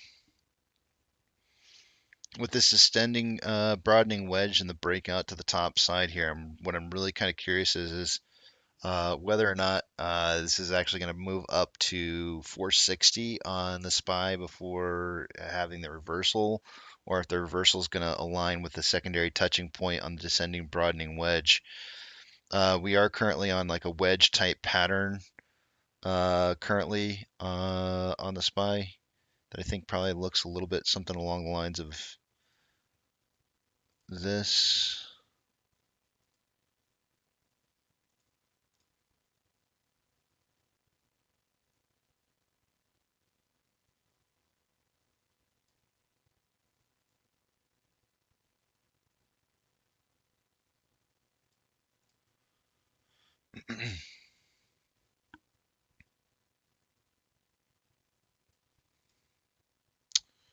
It's really driving me nuts. I can't get this to line up perfectly. Hold on a second.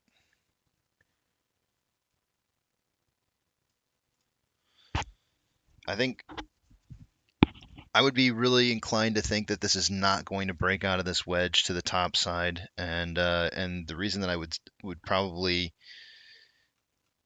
kind of look at that. Hold on a second. Let me just draw a line here real quick.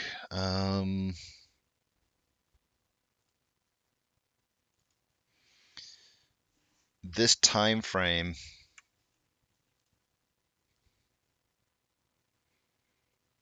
I feel like prior to this time frame where we reached a bottom at this green line represents the bottom here, and everything that's traded afterwards is traded for the most part kind of sideways in volume. There's been some peaks, there's been some valleys in here, but for the most part, the 65-day or the quarterly moving average that's showing up in the blue line on this is kind of indicating sideways volume in the marketplace, whereas it used to be a little bit higher. So the overall trend, I think could be stated as being seen as being a downtrend in current volume. So we'd be looking at something a little bit along the lines of this. I guess maybe volume might be breaking up a little bit to the top side.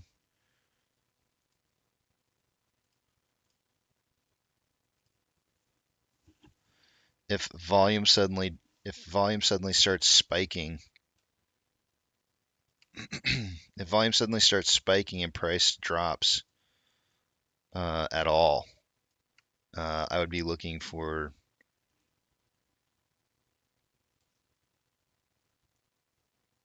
a huge market correction to be incoming.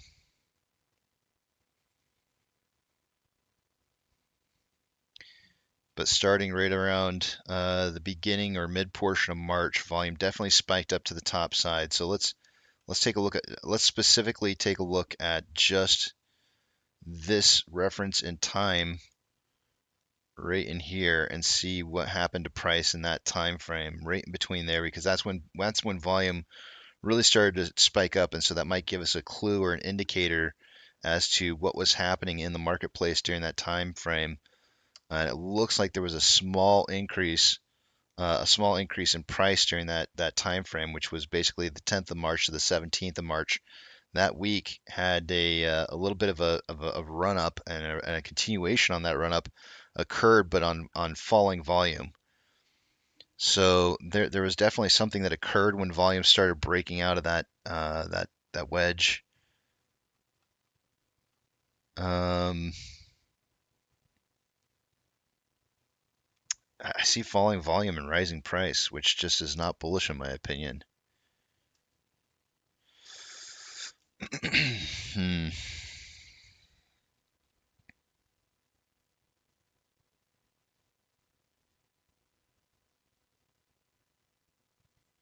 This portion right here was bullish because you had rising volume. That one particular week in March, you had rising volume and rising price. But ever since then, price has been continuing to rise with falling volume. And that's the part that concerns me the most in regards to like whether or not this is going to continue on and move further beyond the point at which you can see prices and the SPY is stalling out at, which is the third point, the touch point on the descending broadening wedge from the past. And so my concern here is if price is going to continue to move up here, it's going to have to see some more volume. So if we see greater amounts of volume kicking in and price moving up, then we know it's going to break to the top side of this wedge. If not, if we see falling or increasing volume and falling price, it could move pretty quickly. The question is when is it going to happen? Is it going to? I mean, normally I draw out my boxes, leaving out just the tip, but on an ascending wedge this drastic, I would probably draw my box way back a lot further than I normally would. Leaving out just the tip, we would put it right there, which is going to be basically the end of August. So, but the problem is we're right at that point, that touching point right now, where it's got to make a decision on either running significantly or falling back down and retesting numbers like 415 and 400. And playing the consolidation moving upwards game until it gets to the end of August. So I don't know. I'm not sure. We'll see. I think we're getting really, really close to a decision that the market's going to have to make here.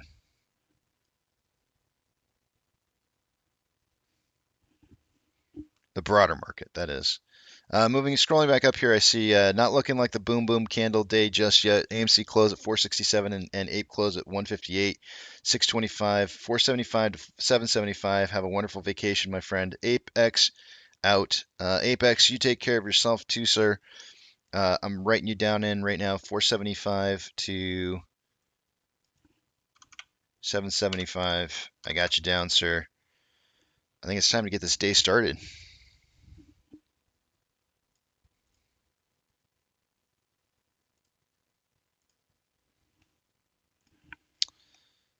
Shall we?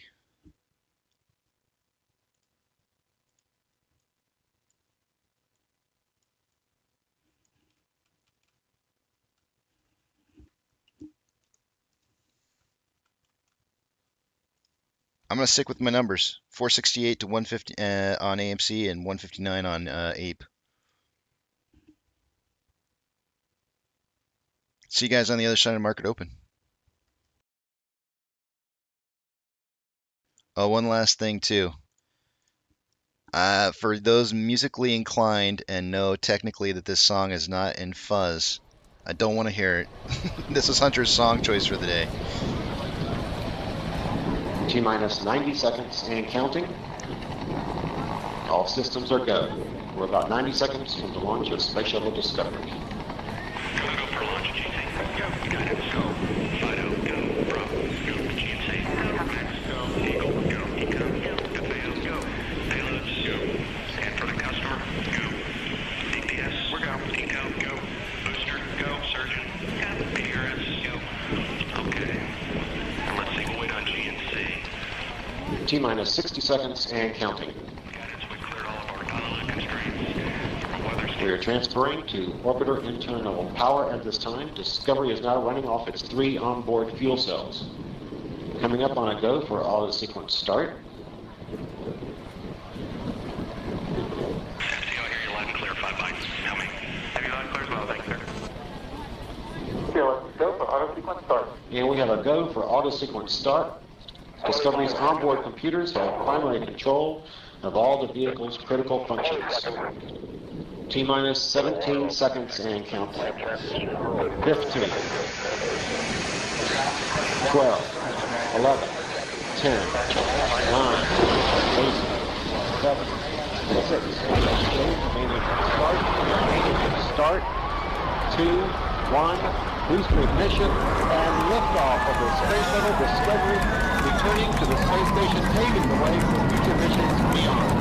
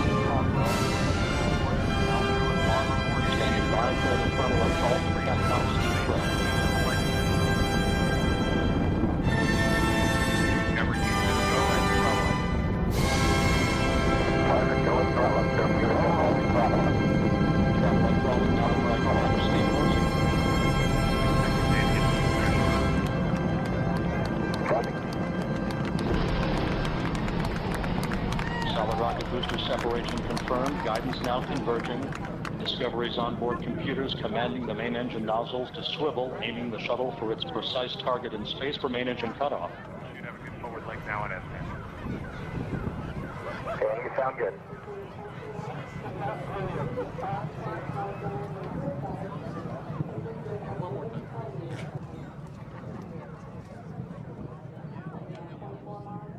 Discovery Houston, negative return. Copy, negative return.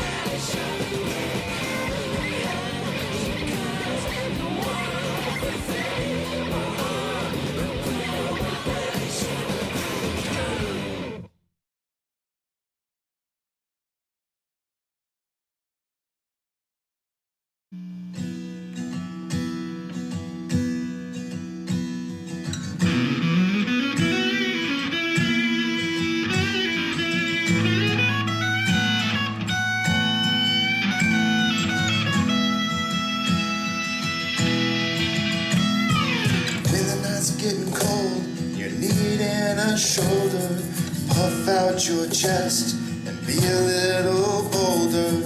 All we do is buy and hold. There will be shows who wanna steal your thrills. There will be friends who hold till the end. There will be doubt, fear and cloud, but it's all in your head. Those hedgies are dead. Panic and fear really are near. It's not ours to own.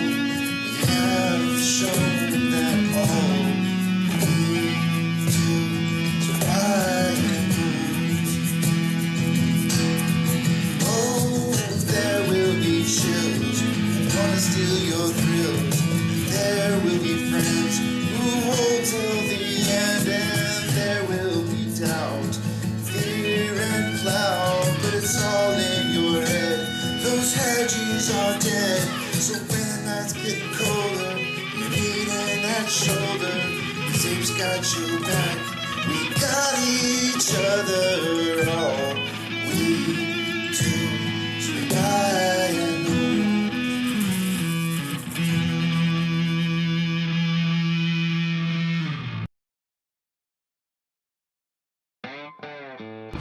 Good morning, you filthy apes. Welcome to AMC and APE, where we buy, we hold, and we screw those hedgies. Screw them! That's right. This is where we like to fling some poo and eat crowns for breakfast. Rock strong. Good morning, guys. It is set your cruise control and watch it burn. See you guys on 6/20. That is right. It's not a 420 playoff or anything like that. The 19th, I'm taking a week off for vacation. We're going to go to the beach, spend some time with Bradley and Hunter while they have their last moments as Bradley coming back on vacation from the military, and both of them having their birthdays, and Hunter being 18 years old, and they're going to be doing their own thing after this here. So I'm going to take a week off, and then we're going to head out to the beach, hang out at the beach for a little while. And then the 19th is not this next Monday, but the Monday after. And we don't trade on the 19th because it's Juneteenth. So I will not see you guys again until Tuesday of the following week. Not next week, but the week after. So I will see you guys back then, and you just set that cruise control, hang out. If you want to go back to the back of the Discord, you're more than welcome to, and just hang out with you guys, with each other, and just have a good time. Sit back, watch the world burn. Because a little bit, when I was writing that this morning, a little bit partially, I was kind of thinking about some of the fires that are going on in Canada. Boy, my gosh, man, the conspiracy theories that are going around, and I'm not saying they're not real conspiracy theories. I'm just saying there is so many conspiracy theories going on right now with some of the fire stuff that's happening, and so many pictures coming out of New York with some of the smoke and how it's mucking up the sunlight that's coming in there. Some really crazy pictures that are coming out. But anyways, Andrew says 250 fires. Crazy stuff going on, right? And then we got UFOs, right? Angelina says, yep, aliens. We've got all kinds of conspiracy stuff going on right now. It's really, I feel like we're being like bombarded with short and distort messages everywhere. Like let's keep everybody's eyes off of some of the real problems and focused on things that don't really make big differences. They're just short-term problems like aliens and fires. But not saying that fires aren't a problem. Just they'll go away soon. Dynamite says I could smell it a little in SE, Missouri. Is that Missouri or Michigan? Where is it? Southeast? It's got to be Michigan. I don't know. Yeah, crazy stuff going on. You can't call actual arrest conspiracy. Who's getting arrested?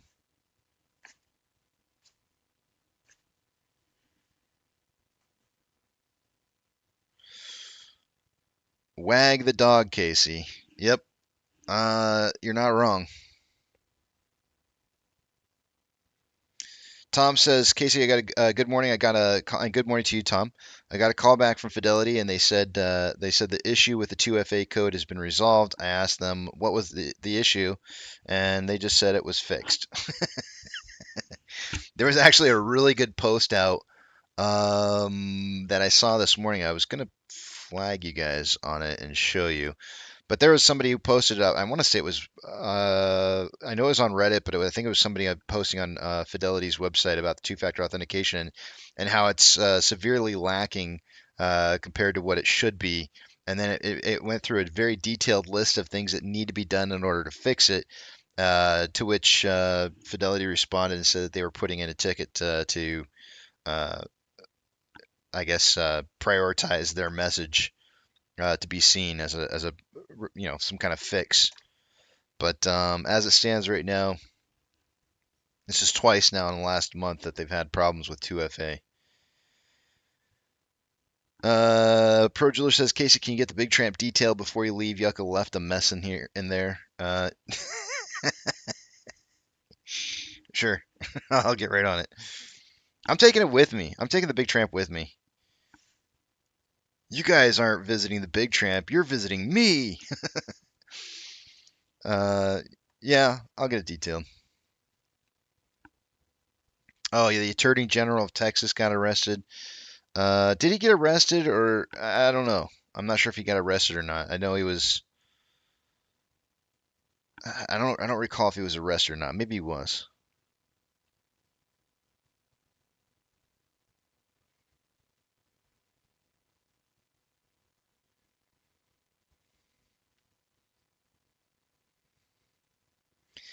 Yeah, CPR says usually fires start by lightning or sparks from trains. This time fishy as hell. I've seen some satellite photos of some of the startups of some of those fires. And then a lot of people are posting like helicopter pictures where they're doing what I assume is I don't know if it's called front burning or trying to do burns ahead of the fires to try and keep them from getting out of control. But the satellite photos that I've seen of these spots all showing up with fires are pretty kind of, I mean, those are kind of crazy because they're all starting up at the exact same time, which is kind of scary. But um, it's hard to know what's real and what's not real these days when you pull something up on the internet.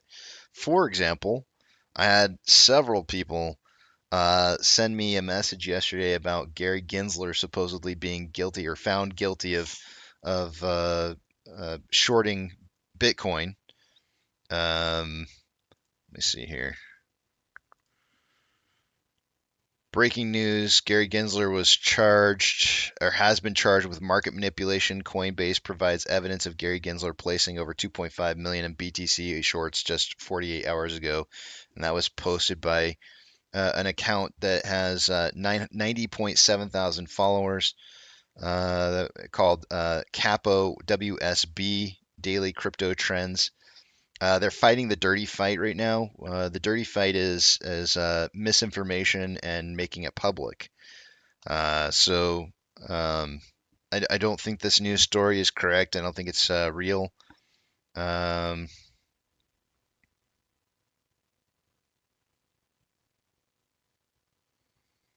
I don't know if it is or it isn't, but I don't suspect that it is. I think this is more of an attempt, it's a short and distort kind of situation, right? Like muddy the waters with what's really real and what's not real, and uh, you know, try to make somebody look bad. Very similar to what's done to AMC.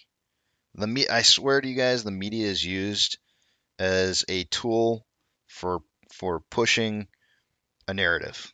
It's always used against us. And I can't stand any of the main media sources, and that's why I prefer to read things written by just average Joes. People that are just reporting it like they see it, instead of mainstream media type stuff. You can't. I don't feel like there's a single story out there in mainstream media anymore that doesn't have some kind of objective or reason for being said other than to influence us in thinking a certain way.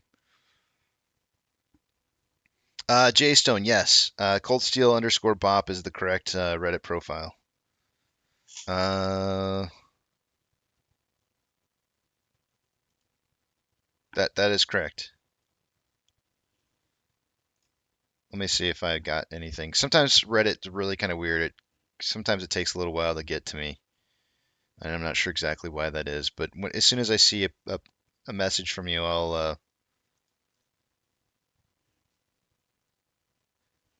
it should be the right one. What you wrote right there is correct.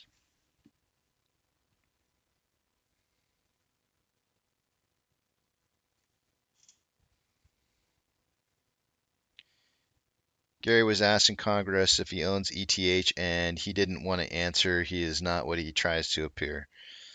Yeah, well, that's fine, but I don't think there's any truth to that story.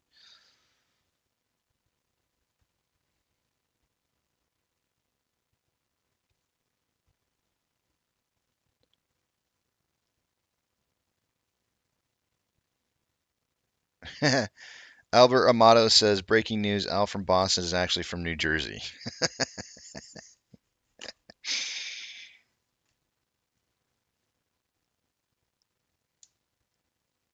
Glenn says, doubt Gensler has any digital assets after taking the SEC chair. I would be more inclined to suggest that he's had communications in with private, or actually can't even be private. He's had probably very likely communications with a lot of these different exchanges, Coinbase, Binance, but and maybe perhaps influenced some decisions that they've made. But I doubt that he's doing what's being claimed.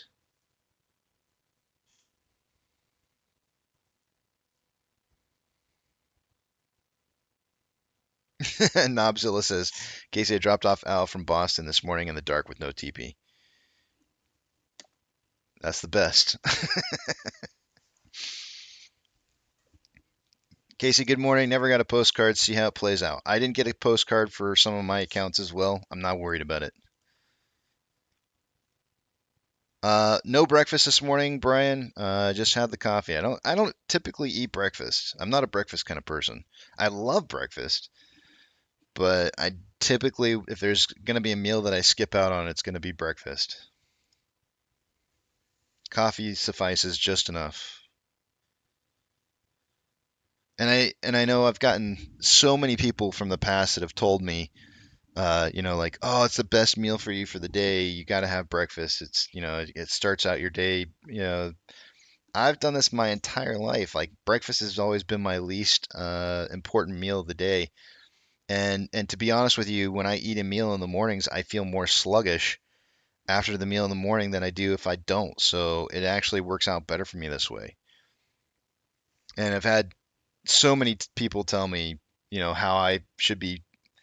I listen to my body. I listen to my body and I listen to what it tells me. And if it tells me like, hey, you're not going to respond very well if you're going to throw me a bunch of food first thing off the bat, I listen to it and I go like, okay, you don't want food right now? That's fine. We'll do it later. And I think everybody's a little bit different. You have to kind of listen to what your body's telling you works for you, and then do what it works. Let it talk to you.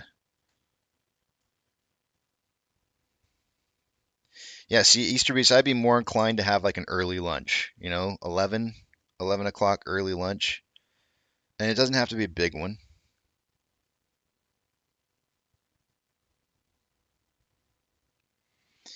So what happens on June 30th? That's going to be the second day of the trial, Gary, and we'll find out. I don't. A lot of people have suggested that the judge has until September to put in a ruling, but I'm pretty sure she's going to expedite the ruling, her judgment, and I have a feeling it won't be too much longer after the trial's over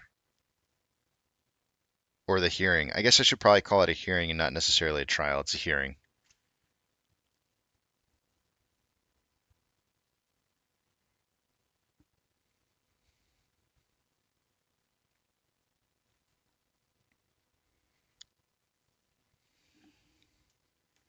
Also, GME announced their earnings report to be for I think next week, isn't it? I heard somebody mention that it was going to be next week on, man, I can't remember if it was the 15th or the 16th. Hold on a second. Let's see if it shows up here on Webull. No, it still says 6/7 on here. But I think I just read an announcement saying that they were going to have their earnings report or earnings call because the report's already out. Earnings call on the 15th. Yeah, Preacher says the 15th. Yeah, so next week, a lot of people are kind of excited about that because I think a lot of people, I think the original date that they had pushed it out to was next month, and then all of a sudden they're saying no, next week we're going to do it. So a lot of people are kind of happy about that because it's potentially screwing up Wall Street a little bit because they're going to have to jump through hoops, thinking that they had more time and then not having more time to react.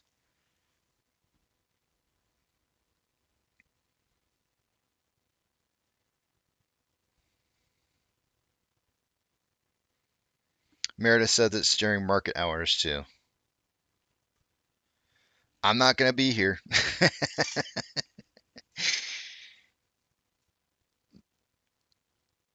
Hey, that's awesome, Nobzilla. 19th anniversary in about 2 weeks. That's awesome. The wife and I don't celebrate our birthdays, anniversary, Valentine's Day, etc. We just focus on the kid and his accomplishments. The wife says every day is her Valentine's. Aw, that's so sweet. Every day is her Valentine's Day. That's awesome.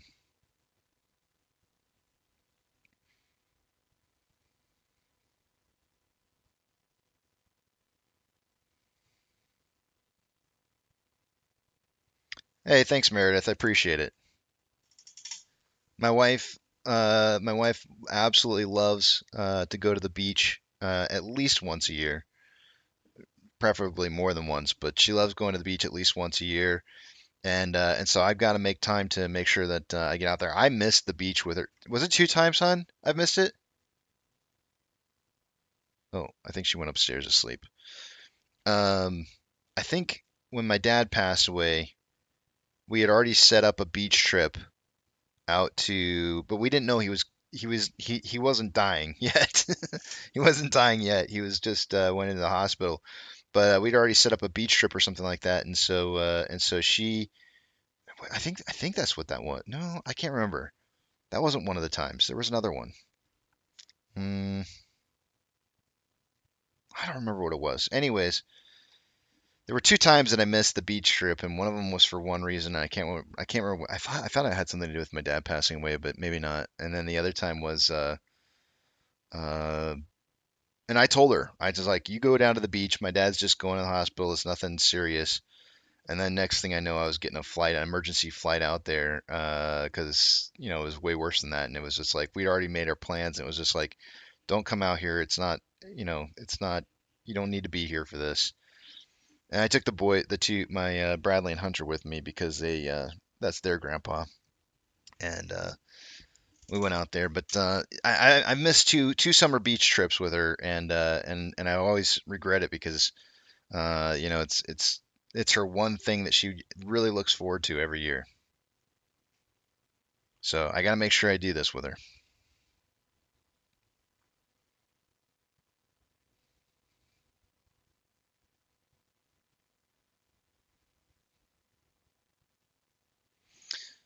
Andrew, was he wearing a spaceship helmet? Andrew, I saw some video footage that somebody had put up somewhere on, I think it was Reddit, and they were showing a live stream of some guy in a spaceship helmet, and then they were mocking him, and I was like, I was a little kind of upset about that. I don't particularly care for Morantz very much, but only because of how he treats people in the AMC community. But that's neither here nor there. I don't really approve of people. Yes, he was. Okay, that was him. I thought it was him, but I wasn't sure. I really didn't. I didn't enjoy that very much. I don't like the fact that people were like making fun of him. I was like, man, what if that was me? What if I was wearing this spaceship shuttle hat, and the next thing you know, I'm feeling like crap? And I was like, that's not cool. He took the helmet off right away. Hmm. It was kind of messed up.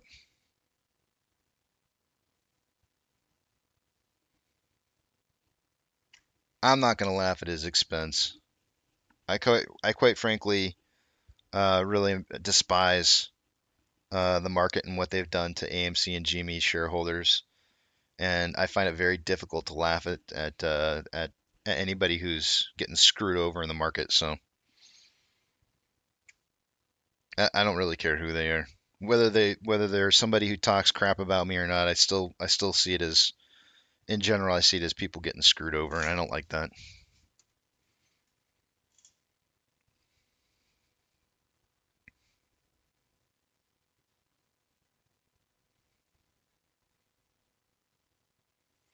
Yeah, I know, Nana.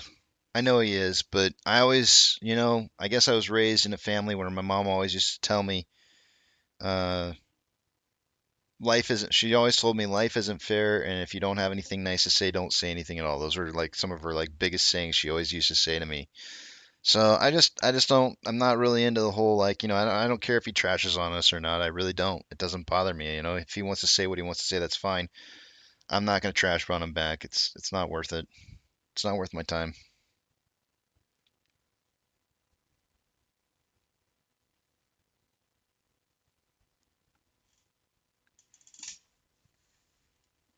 Yeah, I know. I know he does, but I don't have to be nasty too. Just because he is doesn't mean I have to.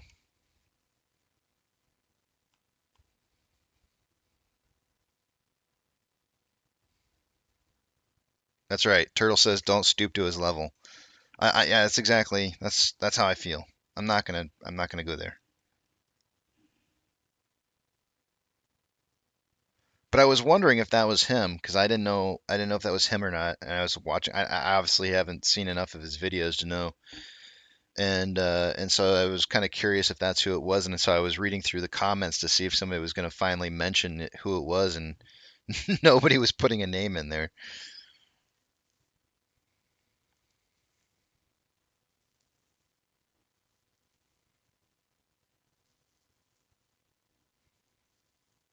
Manjit, good morning.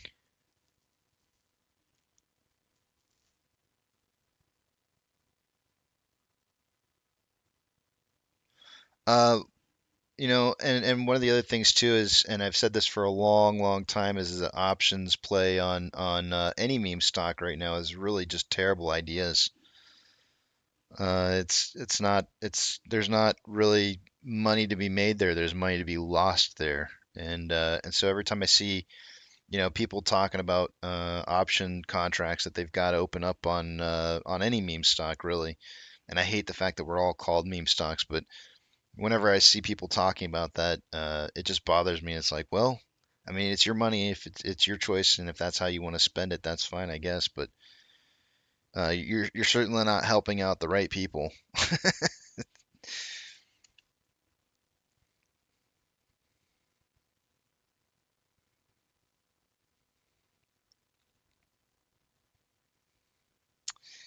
Yeah, that's all right, Andrew. I just ignore them. I know it's the truth, and I know what's real, and I just don't give them a time of the day.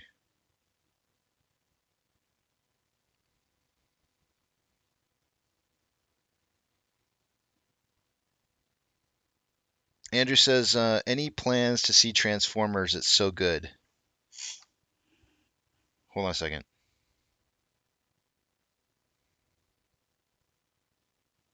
I'm getting on my phone right now. I'm taking you to a nice big screen of my ugly mug,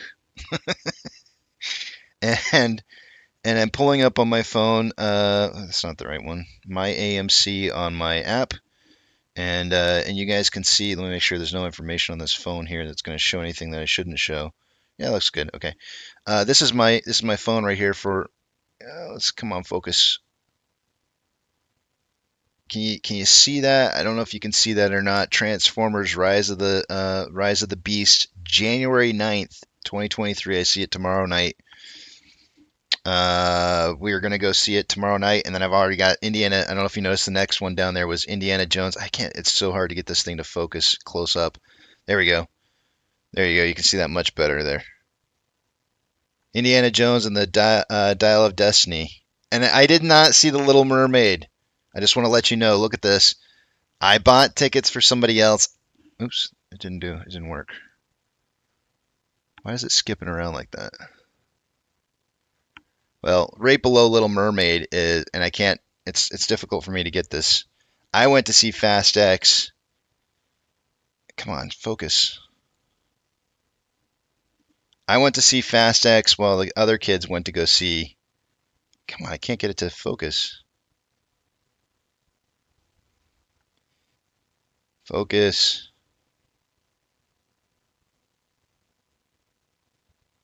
How far back out do I got to go? Do I tilt it? Why won't it show it? It won't show it. Whatever. Who cares? I don't care. You believe what you want to believe. I saw Fast X. Hunter and the two girls went and saw the Little Mermaid. Me and Seth went and saw Fast X, and but we got Indiana Jones coming up here on June 29th, and then June 9th tomorrow we got Transformers: Rise of the Beasts.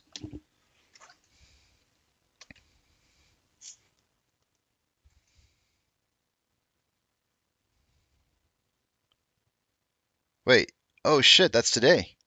I thought it was tomorrow. We're going to see the movie today. You're right. Holy crap. Did I screw up and buy the wrong day? I hope it. No. What did I do? You're right. That is today. We're going to 8:15 tonight. 8:15 tonight is when we're going.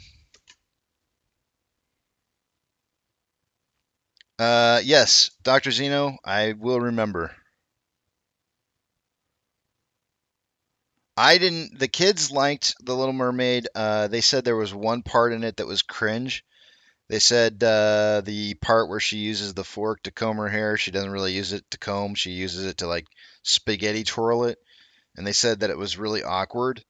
which I don't know because I didn't see it, but apparently that was the only part that they didn't like. Everything else they said was really good.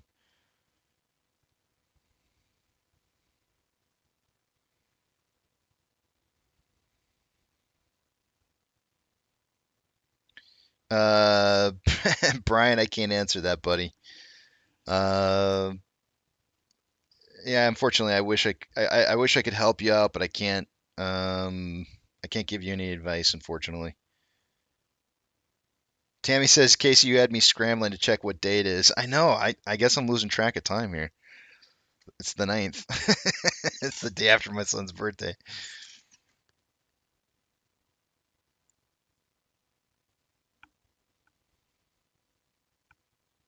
Oh, numbers. Thank you, Active. Appreciate it. It is numbers time.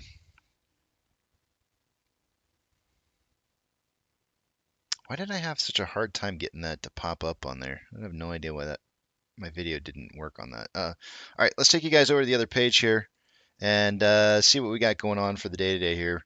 This is the first run through on the numbers since market open. In about an hour from now, I'm going to shut it down after I do the next hour's numbers. So but remember, when I've got you guys on this other page here, I'm not going to be able to see what it is you guys are saying. So hold those personal thoughts, comments, questions, or concerns until you see the big tramp back up on the screen again. Two-factor authentication. If you don't have it, you may want to set up your account to have it in case something. Whoa, what happened to my phone? There we go. In case something happens to your primary device, like I thought mine just died on me, you can still have access to your account if you have a secondary device set up and you can receive that access code. When you do set that up, also consider taking pictures, video footage, whatever you got to do of your portfolio, so that in case you need to prove ownership of what it is that you hold. I mean, even if you just get an electronic statement, that works plenty good too. But just make sure you have proof of ownership of what it is that you hold. Don't allow your broker to just hold on to that information and manage that for you. You should be managing that on your own. It could help you out in the future. Let's take a look at the numbers and see what we got going on for the day today. Starting the top left-hand side of the screen, working way down the first half of the screen, and then moving to the right-hand side of the screen and moving down. Price prediction tally points. Einstein's leading the week this week with a 7-point lead. I'm trailing right behind him. Eric's behind me, and Apex is behind all of us. If he nails the price today, I mean, he could potentially get 3 points, I think, and then he would have 7. I don't think there's any way Apex could win the day out today, but Eric could. He's still in the running. Taking a look at price predictions for the day today, and this is not meant as financial advice. It's just 4 apes trying to guess what the price is going to be by the end of the day. I've got 477 to 777. Eric's got 469 to 769. Apex has 475 to 775, and Einstein has 479 to 779. There is literally a 10-cent difference between the low and the high here, with Einstein on the top end and Eric on the bottom end. Short exempt volume was down on both AMC and Ape day over day today. AMC was at 140.1 thousand shares, Ape at 49.8 thousand shares. Utilization 100%. We are on day number 100 of 100% utilization. Ape is at 36.94. Day over day price increase on AMC was down 1.06% yesterday, and Ape broke even. Taking a look at Max Payne, which is usually right underneath me down below here and is not showing up right now because I tried to refresh this earlier and it said that they didn't have any data. I just refreshed it. Max Payne is 450 today. I thought it would be 5. I didn't think there was any chance in hell it would make 450, but it's showing up at 450. Very, very interesting to see that be the case. Wow. That has to be because of the fact that the $6 puts closed out from yesterday, and I discussed that earlier this morning. We had a large quantity of $6 puts that closed out. I want to say over like 10,000 contracts that closed out on those puts at a $6 strike. That has to be the reason why it dropped to 450. It's the only reason I can think of. Obviously, when puts close, it's a bullish thing. Let's see, what do we got going on here? Moving forward, the off-exchange data. By this time of the day, I would expect to see about 49% going, or 44% going through off exchange, and EDGX to be somewhere about 10 to 11%. It doesn't appear that it's updating right this second. Give it 1 minute right now. There we go. It's finally updated.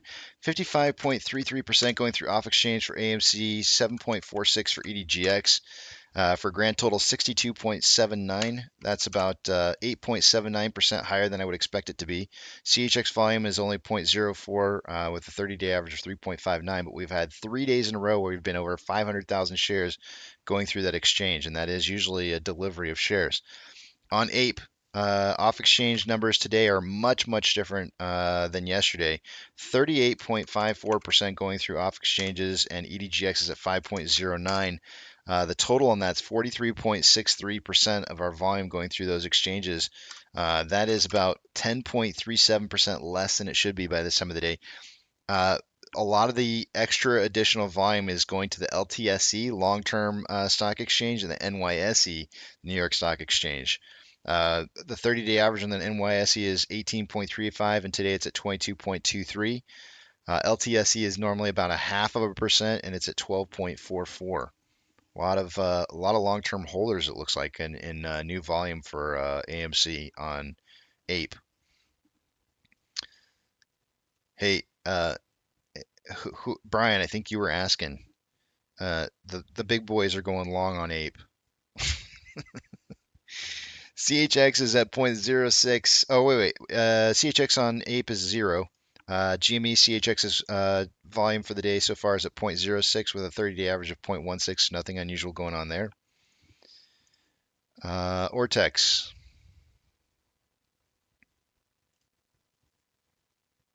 Oh, wait. Institutional ownership. What am I doing? I'm skipping ahead here. Institutional ownership, 139.153 million. It hasn't changed for several days now. Still showing at 139.153 million shares owned by institutions. Options. Highest amount of call options for the day today is at a $5 strike. Yesterday it was also 5. There's currently 3.6 thousand contracts. That's actually a very normal volume. On puts, it's at a $4.50 strike. That's down from 6 from yesterday. And there is 1.5 thousand contracts so far in volume on 4.5s. Market kind of indicating a closing between 4.5 and 5 by the end of the day today. Combined price of AMC and actually, let me move a few screens around, give you a little bit of funky music, funky rail tracks, and we'll take a look at the rest of the data here.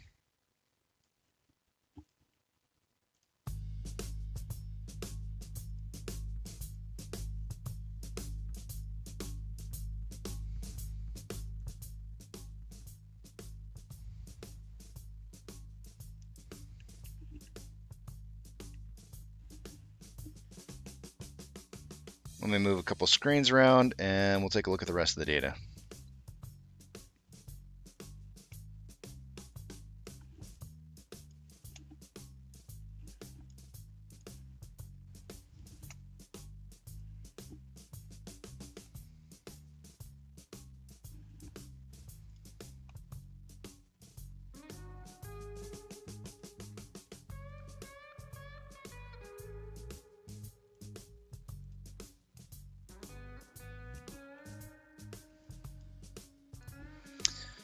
So earlier this morning I mentioned that it looked to me like there's a possibility that we may be running an ascending parallel channel. I'm going to get rid of some of these boxes real quick here because it kind of make it a little confusing. One thing that I just want to point out here is that I feel like we've got a little bit of a trend here on the bottom side, and go away you. This trend on the bottom side here doesn't quite match up. Actually, it does. It matches up really well. No, it doesn't. There we go. It doesn't quite match up with the ascending parallel channel exactly, and I think that if price were to come down and test this white line, this rising level of support, then we could very well potentially see price break out of this, what I'm calling an ascending parallel channel currently. This is usually a bearish indicator, which indicates that at some point in time as price is rising, that it's going to break out going into the bearish direction or down. But as it stands right now, you can see that we're really kind of traveling. The average price is traveling quite nicely right in between a lot of price traveling on the top side of this parallel channel, a lot of volume traveling on the bottom side. I'm actually going to run a regression trend on this real quick just to see how close those two match up, and they match up really, really, really closely. So a lot of volume and price trading on both sides of this ascending parallel channel, which means that we're not seeing a deviation away from the trend. It's trending quite nicely where it's at, which may mean that we may see continued movement in that direction.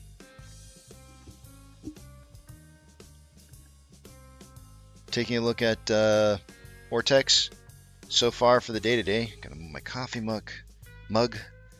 So far for the day today, we've got 770,000 shares having been borrowed.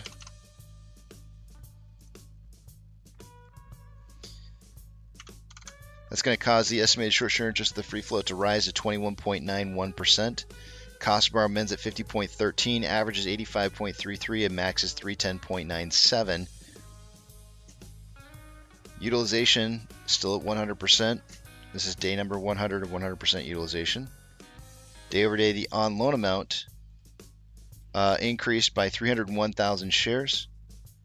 Vortex estimated that increased the short-term interest of the free float by from 21.84 to 21.86, or up by 0.02, which resulted in an estimate of 103,000 shares out of that 301 new loan shares to be new short interest. So on loan amount is now at 186.37 million shares. On loan average age per day is still rising. It rose from 102.38 to 103.16. Today is the last day. This is one of the biggest indicators that I've ever seen for flagging out when there's going to be a big price jump day incoming. And it's usually within 15 business trading days, and it flagged on May 18th with one holiday in between, which means today is the last day for that possibility to be the case. And this will be one of the first times that I've ever seen this flag not produce some kind of incoming price increase. If that's the case, then I think that's just a little bit more of a clue into the idea, or the idea that they're just trying to trade this sideways until we see the reverse split and conversion happening. But security lending volume did rise day over day from 2.62 million shares to 3.59 million. And on Ape, so far for the day today, 1,000 shares, a little over 1,000 shares having been returned. Not very much. That's not going to really any impact on the short-term interest of the free float at 5.09. No shares borrowed so far for the day today. It's only been returned, which means we have no cost to borrow reporting at this time. Utilization did drop day over day significantly again, and again another sign of the idea, or suggesting the idea that they're trying to close as many positions that are open before the conversion and reverse split occurs. So utilization at 36.94. On loan amount dropped by 790,000 shares day over day from 14.53 million to 13.74 million. The estimated short-term interest of the free float dropped as well from 5.13 to 5.09, and the on-loan average age per day is skyrocketing because most of the loans that are still open are really, really super old, as old as 121 point average, as old as an average of 121.48, which previously yesterday was 115.18. It's really old loans.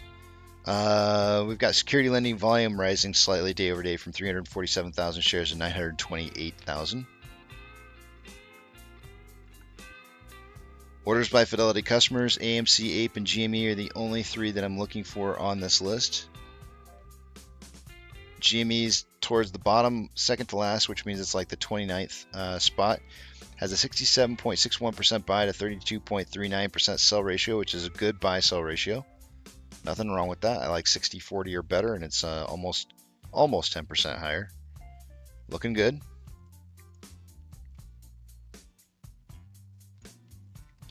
SSR trigger price is at $4.21. Ape at 1.44. Still 0 shares available to borrow, same as it was earlier this morning, as early as 7 o'clock Eastern Standard Time. Fees were last seen at 64.3%. Currently, there's 84.5 thousand contracts out of the money on the calls versus 13.6 thousand contracts that are in the money. 20.5 thousand contracts are out of the money on the puts versus 9.4 thousand contracts that are in the money. And for those of you who are tracking next week's out of the money puts, they now appear to be reporting very close or closer number to what's actually out there. 501.5 thousand contracts for next week on out of the money puts. In the money puts is kind of a big number too. 341.9 thousand contracts next week of in the money puts. That equates, if I'm not mistaken, to is it 3.4 million shares? Hold on a second. I gotta add. I can't do this. I just can't do it in my head. Yeah, 34 million shares. That would be worth approximately 34 million shares if all of those were exercised. So that's a lot of shares right there.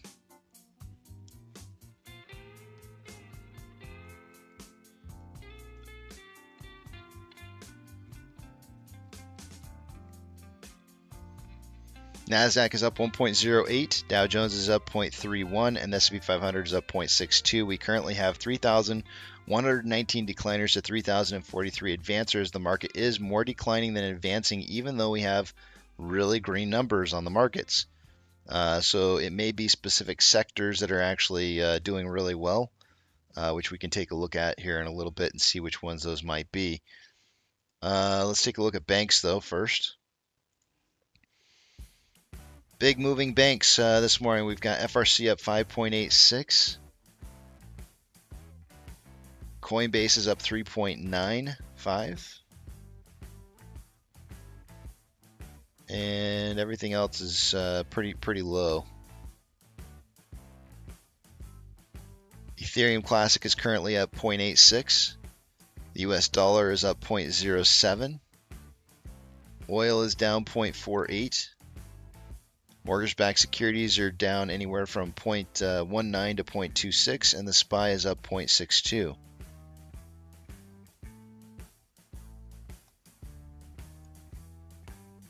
VIX is currently down 0.73. VBR is down 0.27. VB is breaking even. Tesla is up 7.18. Amazon is up 0.98. Cinemark is up 0.61. Doge is up 2.63. Bitcoin is up 0.67. GME is up 7.67. HYMC is down 0.87. NCMI is down 2.88. Hood is up 1.53. Ape is breaking even, and AMC is up 0.53. Inflow versus outflow for the day today, we have approximately, let's call it $400,000 more outflow than inflow. 2.46 million shares traded so far after 52 minutes worth of trading. We're on pace for about 18.45 million shares traded by the end of the day today. That's obviously going to come down. That is it's a little bit higher than the pace we've been setting more recently. Yesterday on AMC, we had about 8.5 million shares traded, which was about 300,000 shares more than the previous day. It's very possible with us averaging about 18 million shares traded right now that we'll see about the same amount of volume traded today as we did yesterday. Oh wait, my bad. I'm looking at AMC right now. I'm sorry, I made a mistake there. AMC has been trading for the last 3 days 15 million shares a day. It was 15.1, 15.1, 15.6 yesterday. Today, I think we'll probably be under the 15 million shares traded, but that's just going to be my estimate.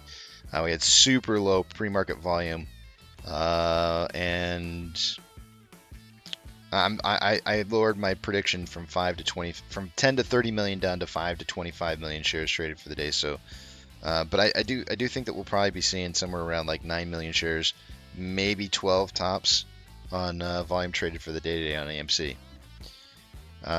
Taking a look at a 4-hour time interval, there's currently more buying pressure than selling pressure than RSI at 54.42, which is slightly above average. On a 1-hour time interval, more buying pressure than hold on a second. Let's go with equal amounts of buying and selling pressure than RSI 56.83, which is slightly above average. On a 30-minute interval, we've got more buying pressure than selling pressure than RSI 58.58, which is above average. And a 5-minute interval, more selling pressure than buying pressure than RSI 52.42, which is average. On Ape, so far for the day today, there's about $50,000 more outflow or more inflow than outflow. 1.02 million shares traded after 53 minutes worth of trading puts us on a pace for 7.5 million shares traded by the end of the day today. That's obviously going to come down. I don't think there's any chance we're going to hit the 8 million that we've had for the last 2 days. today. We may see something along the lines of around 5 million tops, but it may even be as low as 3 million. On a 4-hour chart here, we've got equal amounts of buying and selling pressure for like the last 2 periods of time, which means there's no difference in buying and selling pressure. It's just net neutral. The RSI is at 49.41, which is average. On a 1-hour time interval, there's more buying pressure than selling pressure with an RSI of 48.57, which is average. On a 30-minute interval, there's more equal amounts of buying and selling pressure with an RSI of 47.62, which is slightly below average. And on a 5-minute interval, more buying pressure than selling pressure with an RSI of 53.37, which is slightly above average.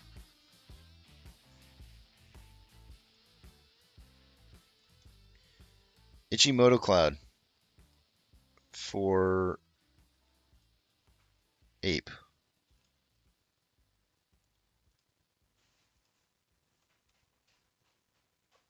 Price is trading even right now at 160. Earlier this morning I mentioned that in order for this to become a buy signal, because the lagging lines right at price line, conversion, and base are at the same number, we're going to have to see price rising and getting the lagging line above price, which is going to be around $1.62. $1.62, and we should see a little bit of elevated buying pressure, but it's really close to the same numbers as the 4-hour chart, which is 163. So I would suggest 163 is probably the push point for the day for us. If you go to the 4-hour chart, you'll see lagging lines right on price line, conversions above base, moving up through the cloud. We'd have to get above 163 to really start seeing some significant buying pressure to push price up. On AMC, lagging line is slightly above price line. Conversion is above base. Price is starting to try and move up through a green cloud, which is usually very bullish. The big push point that we needed to see today was holding and maintaining above 471 right now, or 471.5. We're going to maintain something above that 471. It's actually going to be higher here in a little bit. It's going to be 473 on the next candle. So we really need to kind of kick up above 471 a little bit here to see continued buying pressure going into the rest of the day. Otherwise, it's just going to kind of stall out and stay below this cloud more than likely. On a 4-hour chart, we've got, buying pressure 471. On the 4-hour chart, lagging line is above price line, conversion and base are right on top of each other, and price is stalled out inside the cloud. To get above the cloud, we're going to have to see above 480. So really, I think we're really kind of looking at like the big push at like a 480 price point. If we can break 480 and hold and maintain above 480, we could see some significant buying pressure kicking in, which is about 9 cents away from where we're at right now.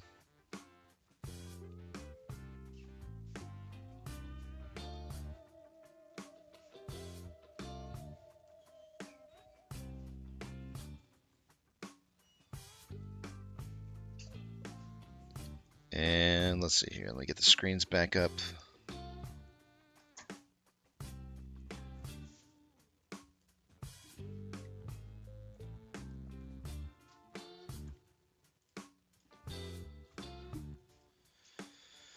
And with that, I can see what it is you guys are writing again.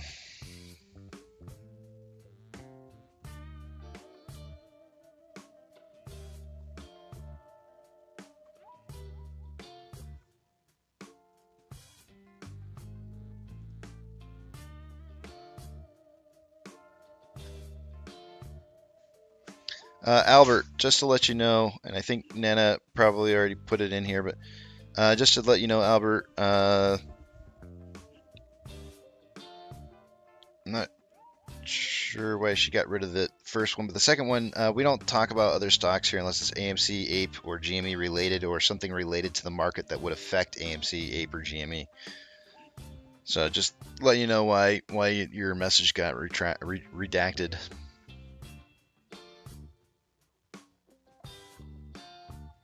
Tom Carroll says, let's be honest, Ape is going to spend its 6 millionth, is that million? 1, 2, 3, 4, 5, yeah, it looks like 6 millionth day at 160.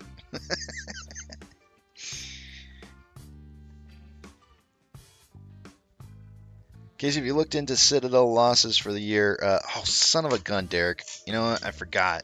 I completely forgot. I was going to look at that last night, and then I got tied up looking at some other stuff and talking. Completely forgot about it. Hold on a second here. We can pull it up.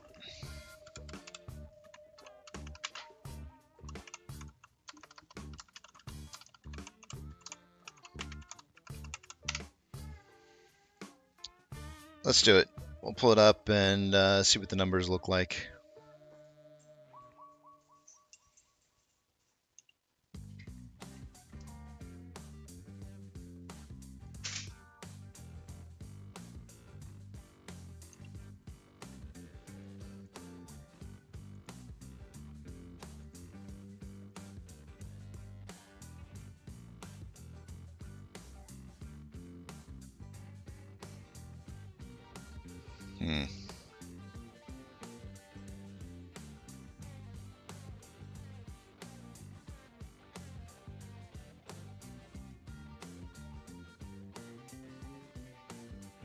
I was supposed to do that last night, and then I failed to. My bad.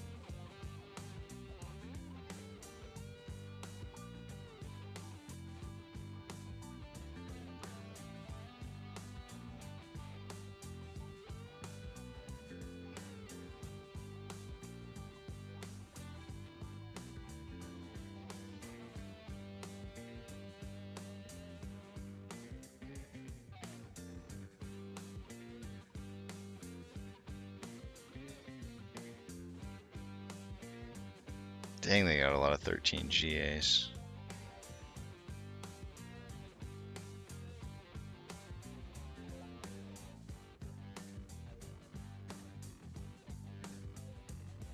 Oh man, I'm already back into 2021. I went too far. Hold on a second here.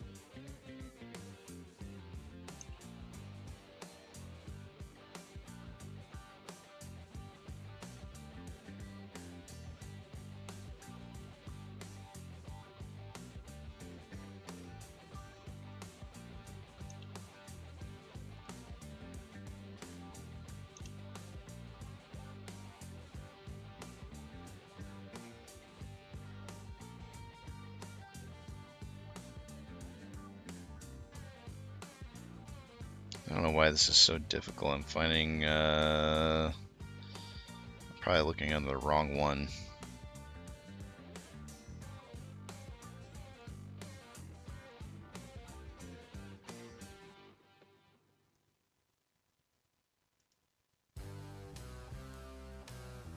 There we go.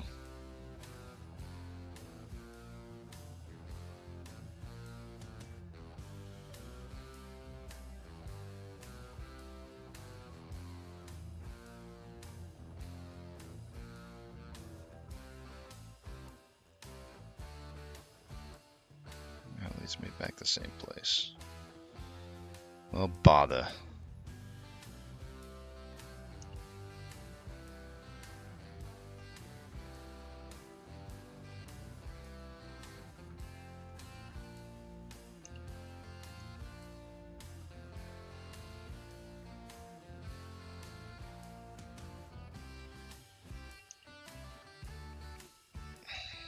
This is why I should have done this yet last night and not now.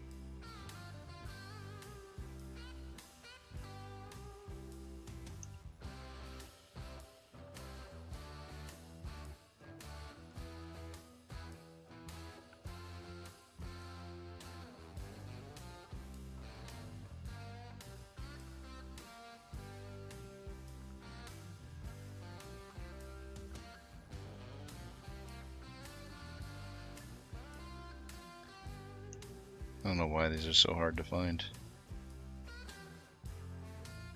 I've never had a problem finding them before.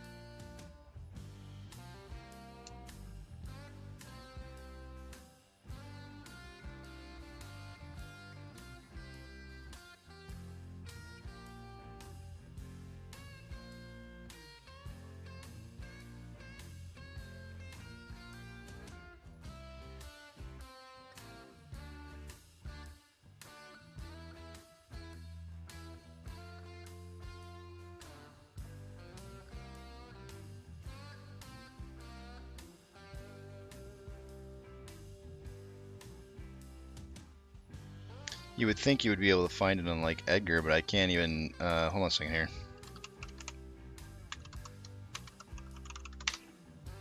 I can't even find it. I've never had a problem finding their stuff before, but for some reason right now I'm having a hard time finding it.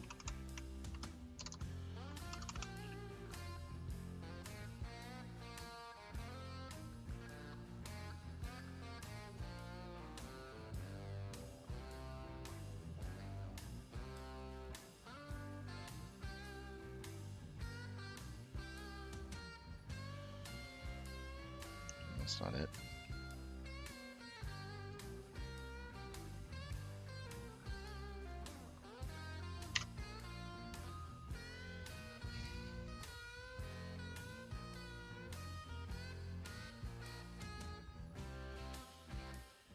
They have so many. There's so many different CIK numbers attached to Citadel names. It's like they've got so many different. They've got Citadel Security, Citadel Advisors, Citadel. There's so many different ones that are showing up right here, and I feel like there's way more here showing now than I've ever seen before.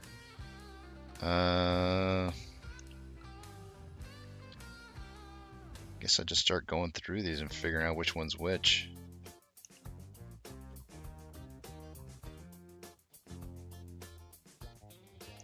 And I tried looking under their parent website to look for like an investors relations to pull up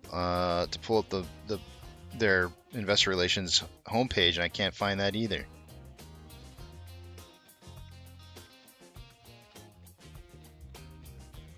which again has never been a problem before. It's usually really simple to just go to a website, pull up investor relations on any company, and find that information really quick, especially in a Google search. It's really simple to do. Let me try that one more time.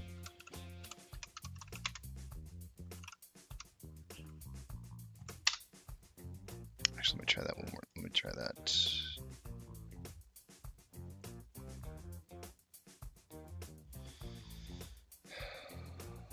Investor portal, and it's requiring me to log in.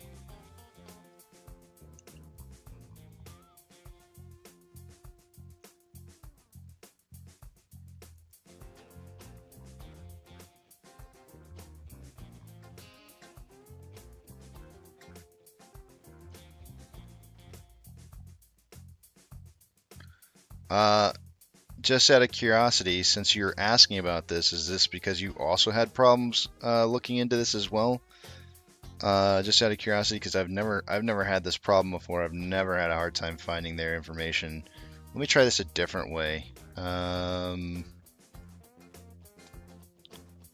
me try going through Fintel and seeing if I can't look up their information that way.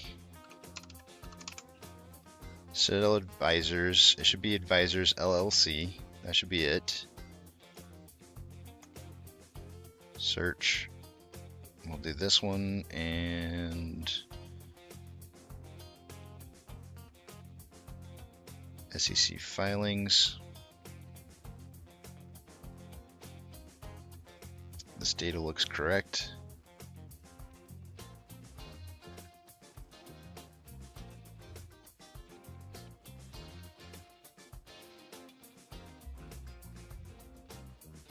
Latest 10Q filings.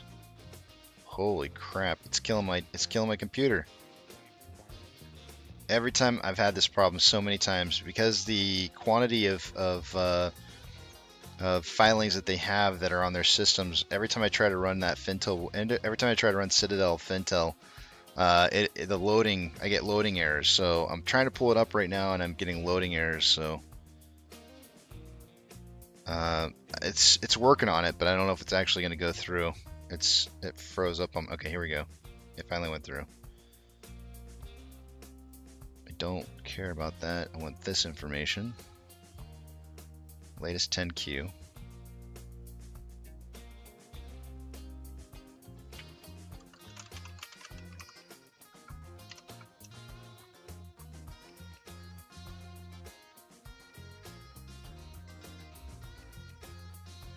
I should probably pull the 10K, but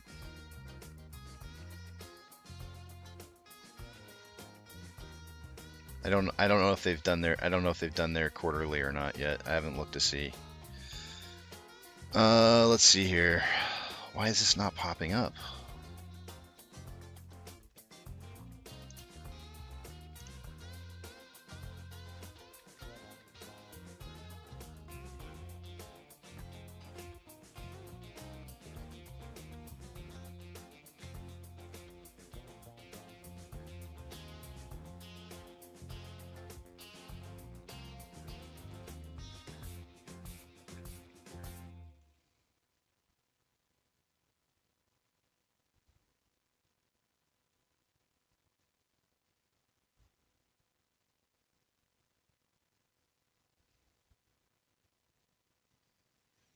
I see nothing. I don't see any, there's nothing listed on the SEC filings. The only things that are showing up here are the,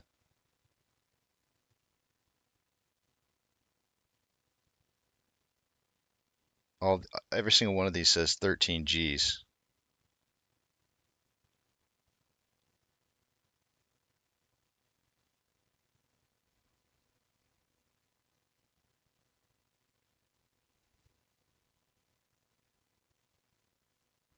I don't see any 10Ks. I don't see any 10Qs.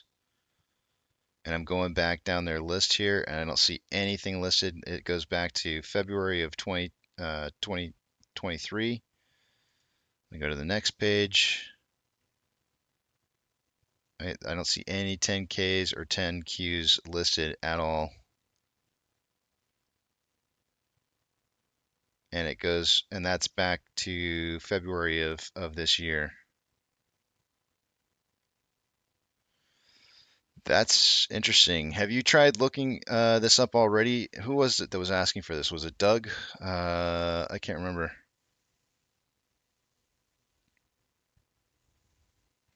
Who was asking for this earlier? And have you already tried looking into it yourself?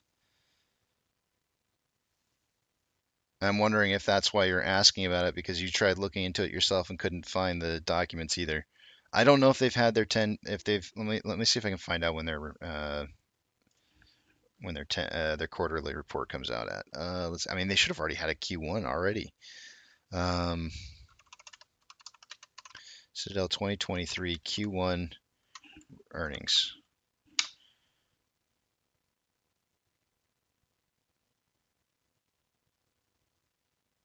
Really? It just takes me to news links and that's it.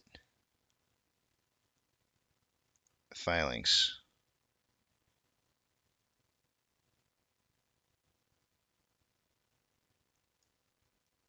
What's the deal? How is this possible? What is going on? This is crazy. Okay, wait a minute. What is going on here? I don't understand why this is so difficult. This has never been difficult for me before.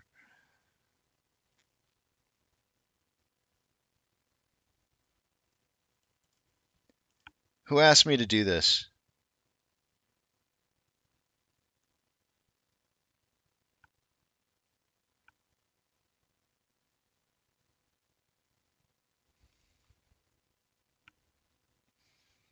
Somebody was asking me to do this. Who was it?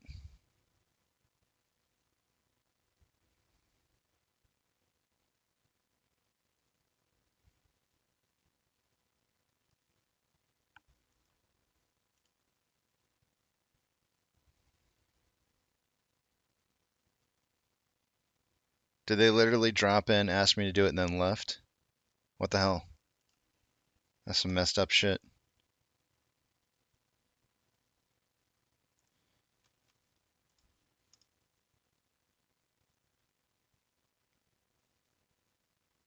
To look up Citadel's earnings from the past. All right, thanks, Derek. Finally, Derek, did you try looking into this at all yourself?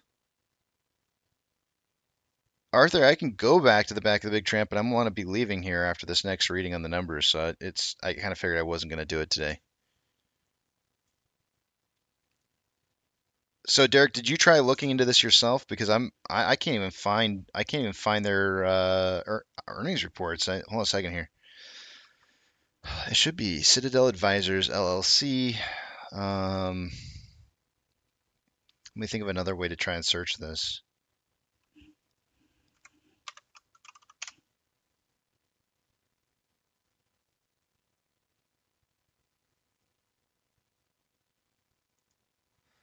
All I get is articles that lead me to nowhere. Citadel, this is like April 4th, updated 2 months ago. Citadel portfolios gain in March despite banking crisis. But if I type in, and it gives me stats, but doesn't, no link to the actual report anywhere. So they did. I mean, they obviously had a Q1 2023 reporting, but I can't. Why can't I find this? Somebody, some of you guys, like, start looking for this. See if you can find it.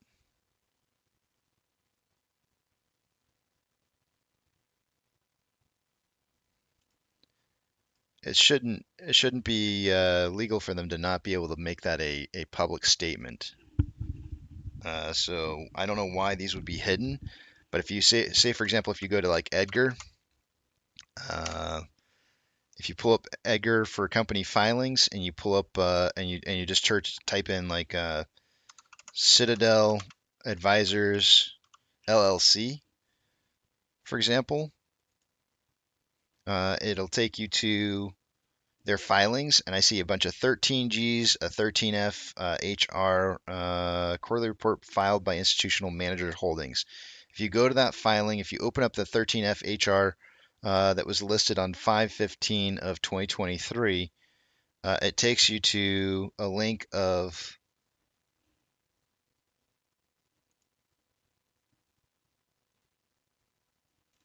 it takes you to a bunch of gobbledygook that you can't make any sense of whatsoever. This does not look like a standard filing. This is not what I would call a filing here. It gives you name of issuer. You can look up there on the 13F. It'll show you a bunch of columns with their investments, and then it almost look. Hold on a second. Let me take off my dark view on this. See if it's messing stuff up here. It looks like some things have been redacted even.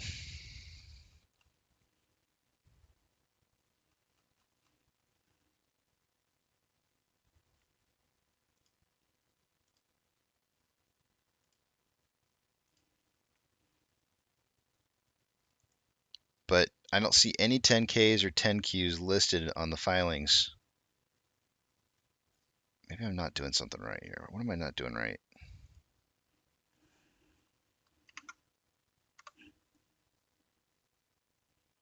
No 10Qs, no 10Ks. I don't know. I don't know what else to do. I don't know how else to find this.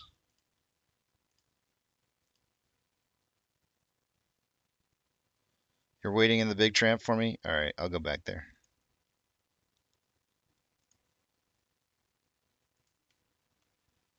All right, I'm in the back of the big tramp now.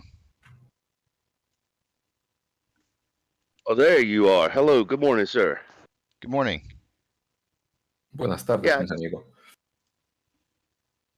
Glad you came back here, Casey. I just wanted to say thank you for all you do, man. Enjoy your vacation.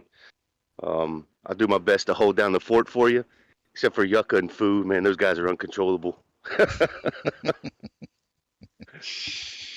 Yeah, you know they're good guys though. Oh yeah, just jokes. No, just playing around, just jokes. Yeah. But seriously, enjoy your vacation, man. Thank you for all you do, man. You deserve some time to yourself and your family. Appreciate you very much, sir. Thanks. I You wish. make sure you Go ahead. go ahead. Sorry. I was just going to No, say that I'm sorry that most of the birthdays and graduations and vacation all happens at the same time because I feel like for like the last 2 weeks I don't feel like I've been very I feel like I've had time off already kind of because I've had so much stuff going on, but it's just one thing after another. As soon as the vacation's over though, it's back to the crunch again. Oh, Casey, man, you do a lot for us every day. Give us a place to come and hang out, and when it's slow, we have a place to joke around with each other. When there's something going on, we have a place to discuss it. You do a lot for us, man. You guys make yeah, it what so it make is. sure to make sure to charge up the batteries. So Oh take yeah. the time you need it. Yeah. Oh, I thought you meant like Yeah. the batteries on like the iPads. No, like like your mental batteries. Yeah, that's funny because I was like, yeah, definitely, man. I'll definitely be ready to be hooked up in a moment's notice. As long as you see it as good advice, whatever way it works for you, just. I'm really upset that I can't find Citadel's quarterly report here.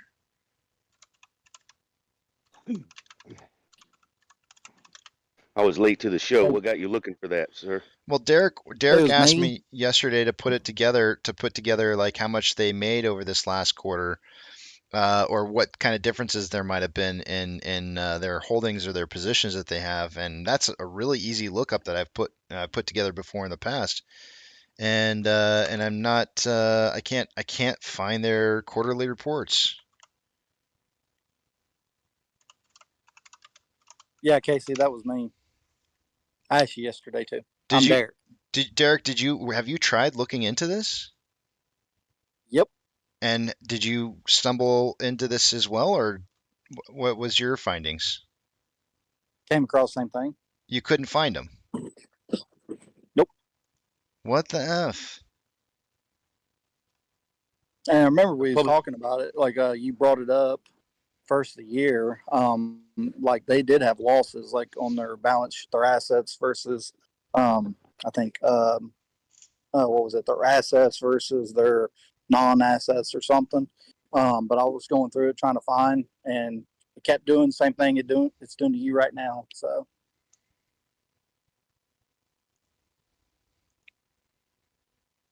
The only thing I can think of is that perhaps maybe they have it listed under something else other than Citadel Advisors.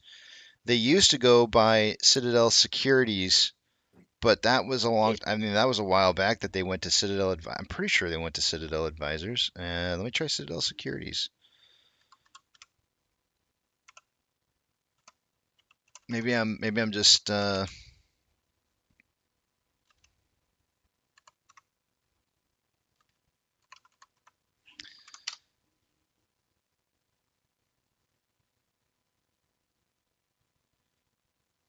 it keeps taking me back to Citadel Advisors. I don't. Hmm. we'll try to do virtue. I didn't do virtues. You could try to check them, see if they're reporting.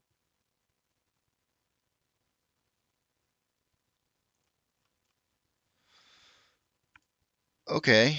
Um,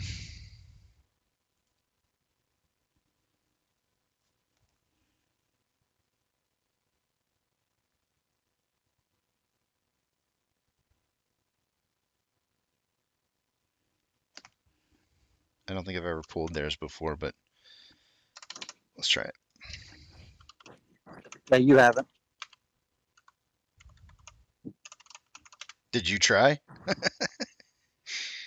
Nah, nah. I was trying to do citadels, and then I had kids and everything, so I got to a certain point, and I was like, I'm done.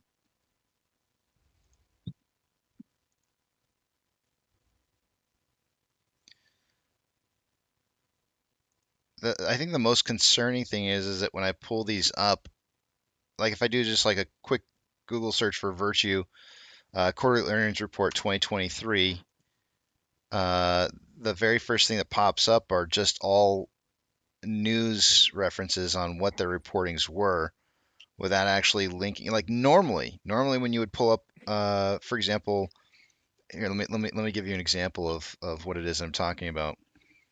I'm gonna bring this up on the live stream so you guys can see this. But if I put in Virtue Quarterly Earnings Report 2023, it pops up something, right? If I type in, say for example, like I don't know, just random stock, I'll say GME earnings. It's not really random, but earnings. I'll type in the same thing, quarterly GME quarterly earnings report 2023, and normally the very first thing that pops up is usually like you'll see within the very first page or somewhere thereabouts a SEC filing SEC filing link or a link to their own website that'll take you to their quarterly earning report. In this particular case, actually now I'm pulling up GMEs. I don't even see GMEs pulling up now either, which is odd. I don't understand why that's happening.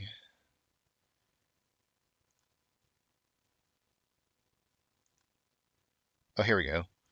No, yeah. So it's listed. GME's quarterly earnings report. It's like the third one down. So third one down. GameStop. GameStop discloses first quarter 2023 results. This is on news for GameStop. You can also go to their investor relations GameStop, which is the fourth or fifth one down. That you can click on, and sure enough, it takes me straight to their quarterly results. You got Q1 2023 earnings release HTML 10Q. You got your 10Q right here listed, Form 10Q. It's real easy, simple to find. But however, when you try to do this on Citadel right now, which I never had a problem with this before, you could just type in the same exact thing in the search and pull up. You would at least expect their own website to show up within the first couple. Virtue Financial. Okay, wait. Actually, maybe this is it right here. Hold on a second. Maybe this is it. Maybe it did pop up. Okay, here we go. Never mind. It did pop up for Virtue, and I just wasn't reading very well. First quarter 2023 supplemental slides. Let's go with we'll pull up the slides. So we'll pull up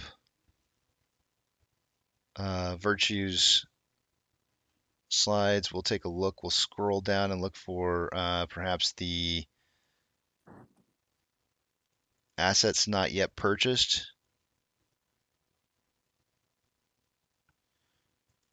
Trading liabilities at fair value is what they have it listed here as. They're showing 331 2023 their assets and liabilities and equity on page number 16. It's really nice when they put like previous years right next to it, but sometimes it's not that easy, and it's just better to just go back and take a look at like the Q4 so you can see what the difference is. It shows their liabilities and equity down here, and total liabilities and equity is 11.8. I'm assuming this is going to be a million. Yeah, it's in millions.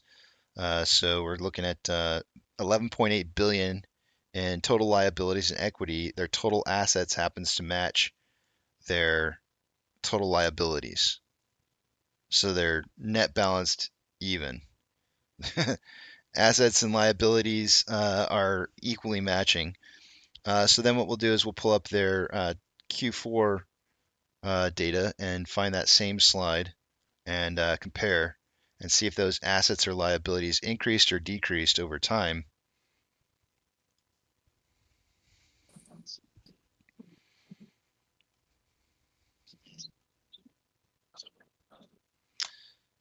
Yep, their assets versus liabilities increased. So same thing with the previous Q4. They had 10,583 for the assets, and the liabilities was 10,583. Their assets and liabilities now match for again at the same values, and are at a higher amount by almost $1 billion. No, a little over $1 billion. 1.3 to be exact. So Virtue has 1.3 billion more in liabilities than they had previously.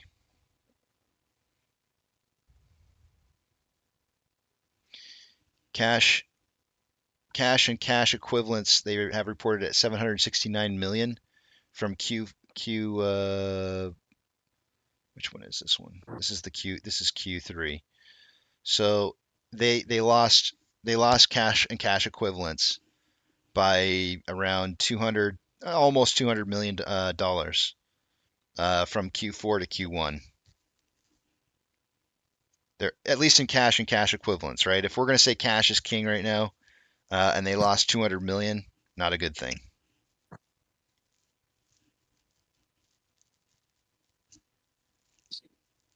Securities borrowed. They went from 1,188 securities borrowed to 1,458. That's going to be in billions. So 300 million increase on that almost. Securities purchased under agreements to resell more than doubled.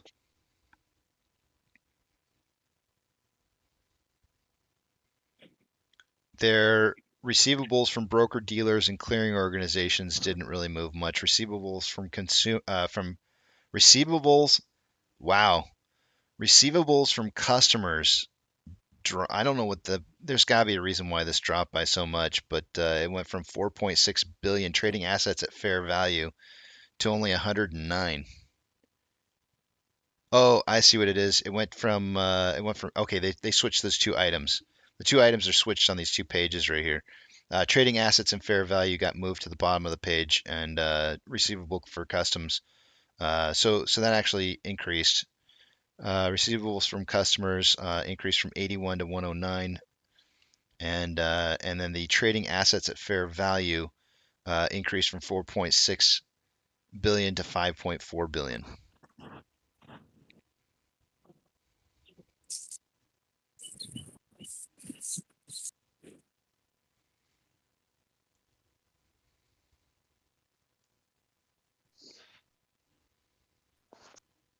Casey, I believe it's time for numbers, sir. Yeah. I'm just still looking at these. Well, I'm gonna have to get off here. I gotta get ready. Gotta go to the movies. You enjoy your vacation, sir. We'll see you in a week, buddy. Hey, what movie you seeing? Transformers is today, man. Transformers. You better stick around for it, man. Yeah, this one I think I'll stick around for. I heard there's an ape in there with green eyes. No, really? Yep. Yeah, I think I'll stick around for this one, man. But I'm gonna have to start getting ready and take off for that, dude. So once again, man, thank you for everything you do. We appreciate you very much, man. You enjoy your vacation. Thanks, man. I appreciate it. Thank you. You too. You have a great week off from watching me. I'm gonna have to watch reruns to keep me busy, man. I'll go back and look at some important days. All right, man. But everyone have a good one. I'm out of here. Take care. This should be just as easy to find. Like if I can find virtue this easily, I should be able to pull up. I should be able to substitute virtue for Citadel and be able to find this just as easily. But all that pops up is news articles. CNBC, Reuters is up here, NASDAQ, Hedge Week, SEC Gov filings, which it does take you to Citadel Advisors LLC for the filings. And when you go there to the Edgar, it takes you to the Edgar website for searching out what it is that they've filed. There's only 13 Gs that are showing up here. There's a 13F HR quarterly report filed by Institutional Managers Holdings, but it's only showing you their holding of their positions that they have. It's not their actual quarterly report. I think they can get in a lot of trouble for not filing a 10Q or 10K. I'm going to report this. Is a lot of trouble like the 0.1 fine for doing business, or like a fee for doing business? What's a lot of trouble? If it pops up into my pocket, who cares how much it is? I'm just teasing. I have no idea, but they're not supposed to. They're not supposed to not post a 10K or 10Q. Like they gotta post that stuff. It's not. They're not allowed to not post it.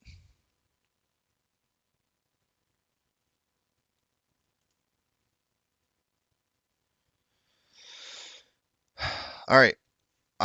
Maybe while I'm on vacation, doubt it, but maybe while I'm on vacation, Derek, I'll take a look into it some more and see if I can't figure out what the heck I'm missing. See if it's something I'm just looking over and not finding. But I mean, the fact that you said you couldn't find it either kind of concerns me a little bit, especially if you've been looking. Let's take a look at these numbers. I'm gonna go over the other page here. I'm not going to be able to see what it is you guys are writing, so hold those personal thoughts, comments, questions, or concerns until you see the big tramp back up on the screen again. Let's take a look at what we got going on here.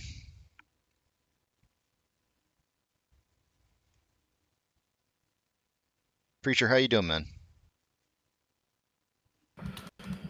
Good. Just busy as usual.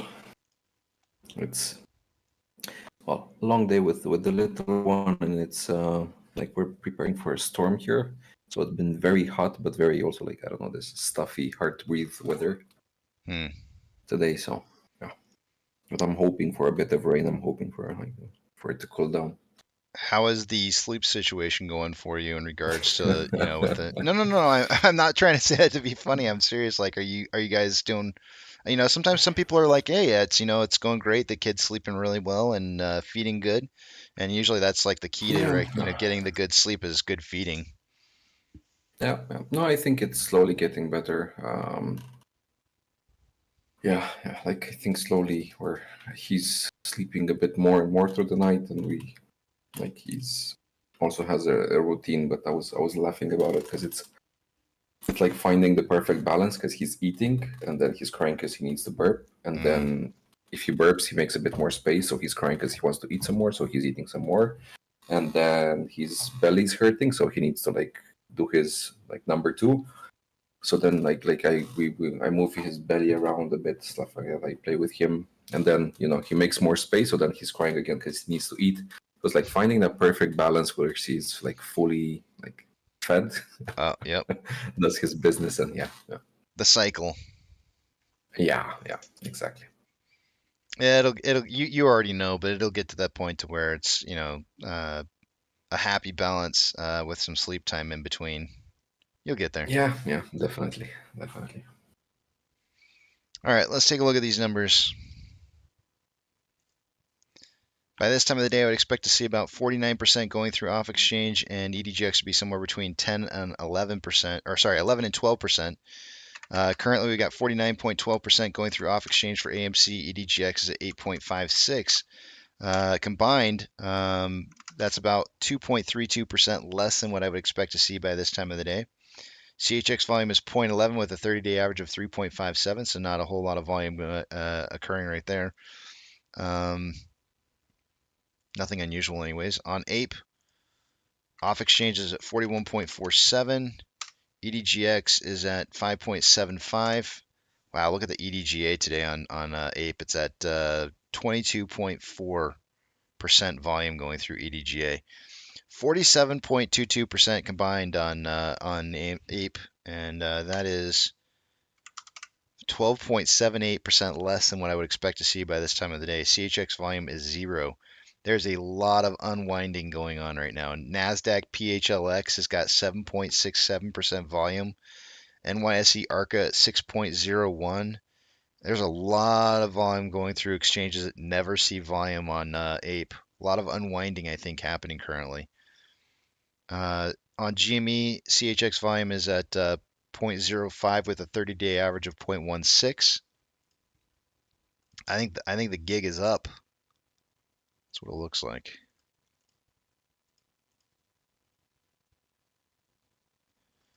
According to Ortex, an hour ago there was 770,000 shares having been borrowed for the day-to-day on AMC. It's 968,000 shares so far. That increase might have slightly raised the estimated short-term interest of the free float, which is reported at 21.92% currently. Cost to borrow numbers are starting to rise. Cost to borrow mins at 50.13, average is 100.61, and max is 310.97. Shares on loan day over day increased by 301,000 shares. Ortex estimated that about 103,000 of those were new short interest. Shares on loan for the day are now at 186.37 million shares. On Ape, 5,000 shares having been returned so far for the day. An hour ago it was 1,000 shares. Nothing really drastically changing on this. No borrowed shares, so no cost to borrow changes, and short-term interest of the free float remains at 5.09%. Day over day, there were 790,000 shares returned on Ape, bringing our shares on loan to 13.74 million shares. Taking a look at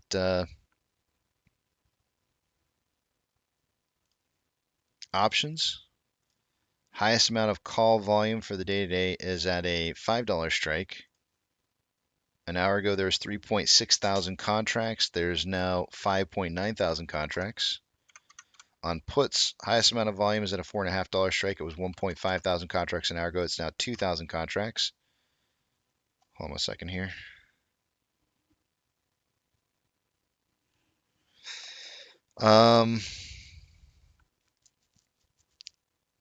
Puts and calls are suggesting closing price somewhere between 4.5 and 5 by the end of the day today.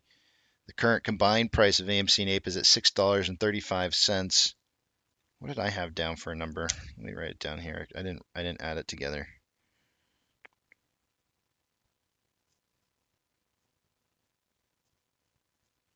I had 627 combined, which is a little bit lower than where we're at, about 10 cents, almost 10 cents lower. But as it stands right now, the combined price is at 635. We've retested this Fibonacci retracement at that 635 multiple times now. It's actually the fourth time that we've retested that 635 combined price. If we can get price to move up above and beyond 635, we could see price moving up a little bit further. And maybe even retest. What would be nice to see is seeing a retest of off the top of this ascending parallel channel. I'd like to get a third solid point right on that line. That would be awesome to see.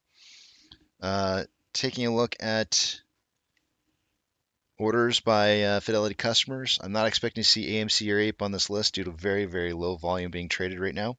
However, GME was 28th or 29th on this list earlier out of 30. Hopefully they can stay on this list here. I'd love to see them continue to have large quantities of volume being moved. especially when there's more buying going on than selling, which has been the case for at least the last 2 days.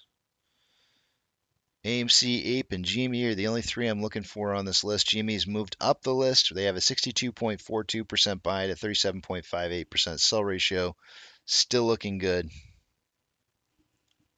Loving it. You go, GME. SSR trips today on AMC at $4.21, Ape at 1.44, 0 shares available to borrow, which is the same as what it was since this market opened. Fees were last seen at 64.3%.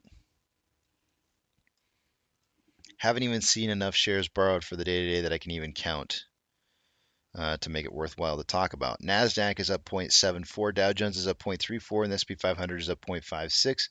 We currently have 3,546 decliners to 2,693 advancers. The market is more declining than advancing, but yet the markets are up pretty significantly. And I talked about looking at sectors earlier. We can do that here in just a minute. I know I forgot to earlier. Banks, big bank movers for the day today. We've got FRC down 6.19, PacWest down 3.34.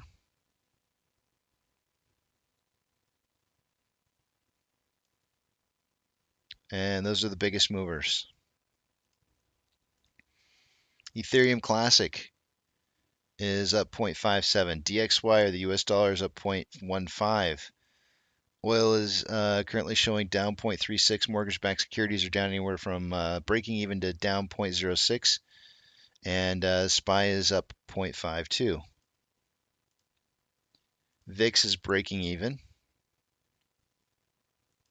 VBR is down 0.43. VB is down 0.37. Tesla's up 5.83. Amazon is down 0.14. Cinemark is up 0.84. Doge is up 2.27. Bitcoin is up 0.37. GME is up 4%. HYMC is down 0.84. NCMI is down 1.09. Hood is down 0.32. Ape is down 0.66. And AMC is up 1.89. Inflow versus outflow for the day-to-day on AMC is about $1.2 million more outflow than inflow. 5.43 million shares traded so far after 107 minutes of trading, putting us on a pace for 19.79 million shares traded by the end of the day today. I suggested somewhere between 5 and 25 million, and we're on that pace. On a 4-hour chart here, we've got more buying pressure and selling pressure than RSI of 60, which is above average. On a 1-hour chart, we've got more selling pressure than buying pressure with an RSI of 66.77, which is above average. On a 30-minute interval, we've got more buying pressure than selling pressure with an RSI of 69.69, which is right on the hairy edge of being overbought. And you can see we've touched the Bollinger Band here twice. On a 5-minute interval, we've got more buying pressure and selling pressure with an RSI of 69.45, which is also very hot, also touching the Bollinger Bands here. 47. Remember, 480 is the big number that we need to push through and maintain and hold in order to get some additional buying pressure coming in. On Ape, we have we've got almost 3.5 million, or sorry, almost 3 million shares more. Man, I can't talk. I'm just impressed with the numbers. There's almost $3 million worth more of inflow than outflow for the day-to-day on Ape. Massive quantities of inflow right now. 6.99 million shares traded so far for the day-to-day after 108 minutes worth of trading. Puts us at a pace of about 25.2 million shares traded by the end of the day today. That is a pretty significant volume that we're seeing in contrast to what we saw earlier. It makes me feel like my numbers are off. Let me try this one more time. Just want to make sure. Yeah, 25.24 million is the pace I'm showing. So we're on pace. We're not on pace for the 1 to 20 million I suggested in pre-market. Yesterday, there did appear to be a lot of suppression of volume in price through off exchange. However, today, the numbers aren't quite reflecting that just yet. And that could be due to a delayed reporting. On a 4-hour chart here, we've got equal amounts of buying and selling pressure for the last, quite a while, since 8 o'clock in the morning this morning. RSI is at 46.61, which is slightly below average. On a 1-hour time interval, there's more buying pressure than selling pressure with an RSI of 44.59. which is slightly below average. On a 30-minute interval, more selling pressure than buying pressure with an RSI of 46.09, which is slightly below average. And on a 5-minute interval, more buying pressure than selling pressure with an RSI of 46.12, which is slightly below average. 480, we touched it. It's showing up on the screen. We got to lock that in and stay there for a couple hours. That'd be really, if we can go higher than that, we might see some additional buying pressure coming in. What a time to go on vacation. Yeah. If you're gonna set us up to squeeze, then we're all gonna be happy that you're on vacation. Can you imagine it, Casey? You spent 2 years of your life waiting to record history, and then you decided to take break, and the most crucial time. How does that make you feel? I'm going to Disneyland. Oh man, vacation Casey equals squeeze. Oh man, I At this point, it's more like, would you, like, if you would have taken vacation, let's say a year ago or half a year ago, would that have caused the squeeze? I did. I took a vacation a year ago. Okay. Yeah. Yeah, I mean, it'd be fun to think that, just because I'm taking vacation, that's the reason why, right? My wife and I, when we were planning this vacation, she's like, when can you take vacation? I'm like, well, I don't think anything's going to happen right after or right before the merger and conversion, but there could be something that occurs. I just don't know if it will or not, but I think it should be a safe time to kind of walk away and not be there. To kind of set everything down and just walk away. And I'm like, and I think directly after would be worse. So I'm like, I think let's plan on trying to do it, a couple weeks before a reverse split and conversion at least. And so that's why we're here. Casey, buy a case of Bud Light.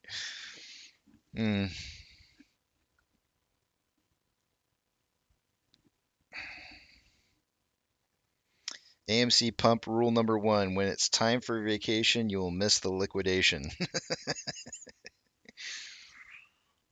Tom says, get out of here, Casey, and enjoy your family vacation. I need to get out of here. I'm just sitting here enjoying this moment, though, for just a sec. Let me enjoy this moment for just a second. I got time. The kids don't show up till, well, they told me they weren't showing up until 1, so I got just a little bit of time to decorate. So, and take a shower and smell all nice and pretty and everything.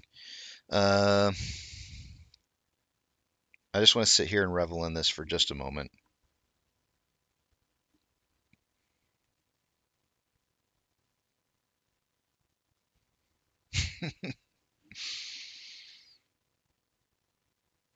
I'm trying to imagine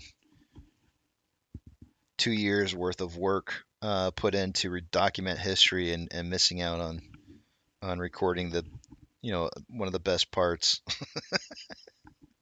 That would really suck.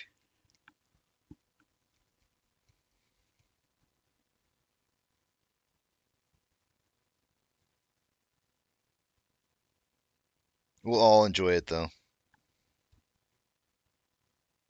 Yukon says, what are we reveling? I'm just sitting here watching the price, that's all.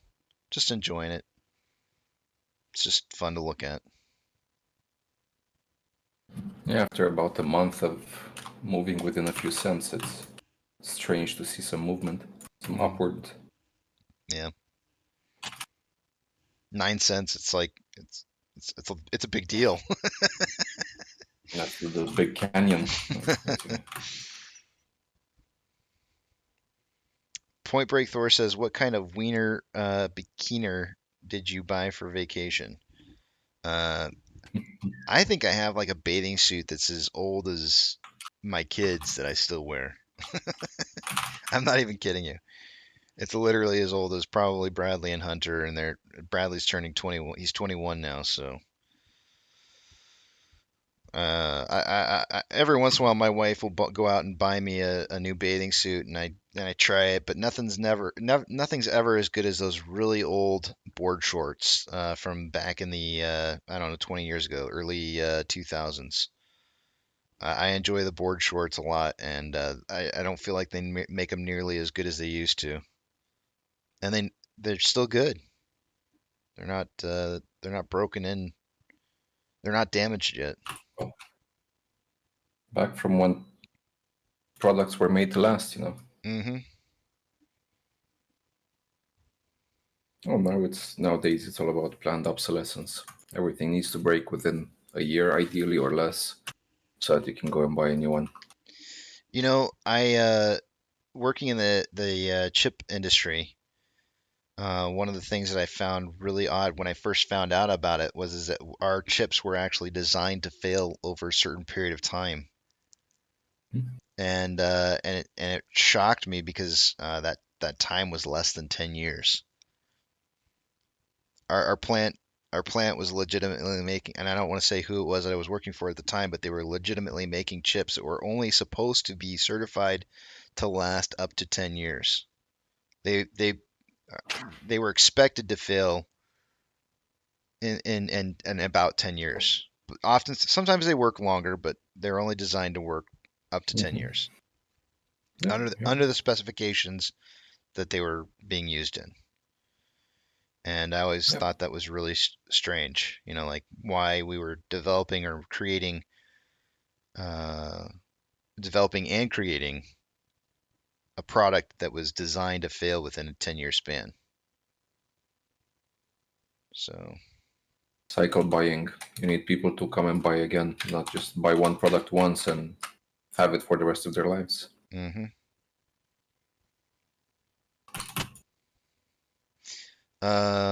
Thanks, Petra. I appreciate it, man. I plan on having a good vacation. Yeah, I'm gonna keep up with it, Hazel. I can't not keep up with it.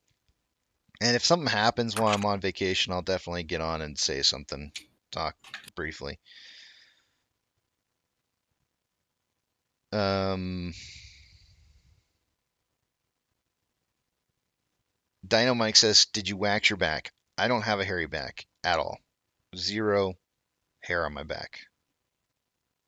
I got a smooth baby bottom back.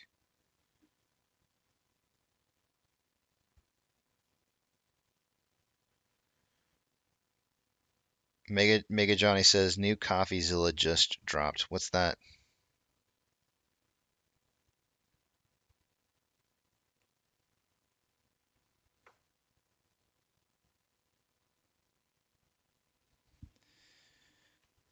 AMC Panda says Casey updates from the beach later. Yeah, maybe.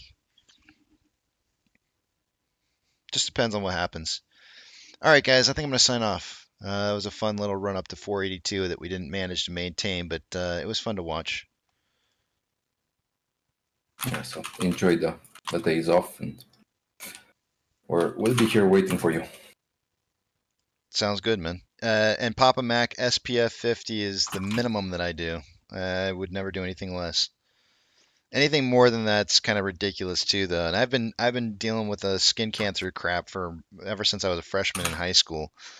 So, um, and I know that you know you're wasting your time with anything higher than SPF 50, and it's all about applying every hour or so. But for me, for the most part, Papa Mac, I wear a rash guard on the top side so I don't have to put it all over my body. I find I can save or reduce the amount of sunscreen that I use by wearing that the rash guard, and it's just it's way easier. So, all right, guys, I'm gonna enjoy my What's a rash guard? rash guard Sorry. for like surfing. It's just a it's an undershirt that normally people would wear for like a wetsuit to keep you from Okay. getting a rash from a wetsuit, and it's just it feels very much like a sports water wicking, like an extreme sports shirt that you would wear. Do you know what I'm talking about? Like Hmm. those kind of nylon-y feeling Okay, so shirts. it's like this polyester blend, I guess. I don't think it is, but it feels like it a little bit. I'm not sure actually what it's made of, but it works really good at blocking the sun and uh, it minimizes the amount of SPF that you have to, or I mean Okay, the sunscreen that you have to use. I see. Yeah. Interesting. Yeah, I don't really go to the beach that often, so I'll need to look into that. Yeah. Anyway, sorry for keeping you. I know you were about to leave. That's all good. Italian Tomato, thank you very much, and Deb, thank you very much. I will have a good vacation, and I will see you guys. And then Deb, you said don't have a good vacation, have a great one, right? Well, why not, Deb? Let's just go ahead and sign off like I normally would, and we'll call it a day. So I'll see you guys later. Pirate Porn Preacher, thank you for coming back here, and also Arthur for coming back here and saying hi, and I'll see you guys later. Safe travels. Thank you, sir. Alrighty, guys. I'll see you back on the 20th. Maybe I'll see you a little bit along the way. But as usual, all good things must eventually come to an end. So, eat, sleep, get rest. You have a 2-day weekend, but I've got a vacation. Suckers! Spend time with your family, spend time with your friends, take your pets out for a walk, and get them outdoors because they like getting out too. And yes, Bruno is going to the beach with us. And for crying out loud, go see a movie like I am tonight. Transformers looks like it's going to be fun. But above all else, don't have a good next week. Have a great next week.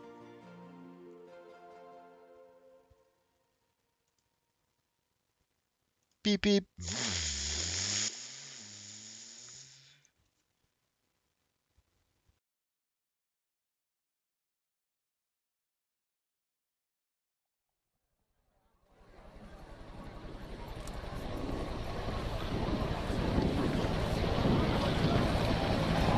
T-minus 90 seconds and counting.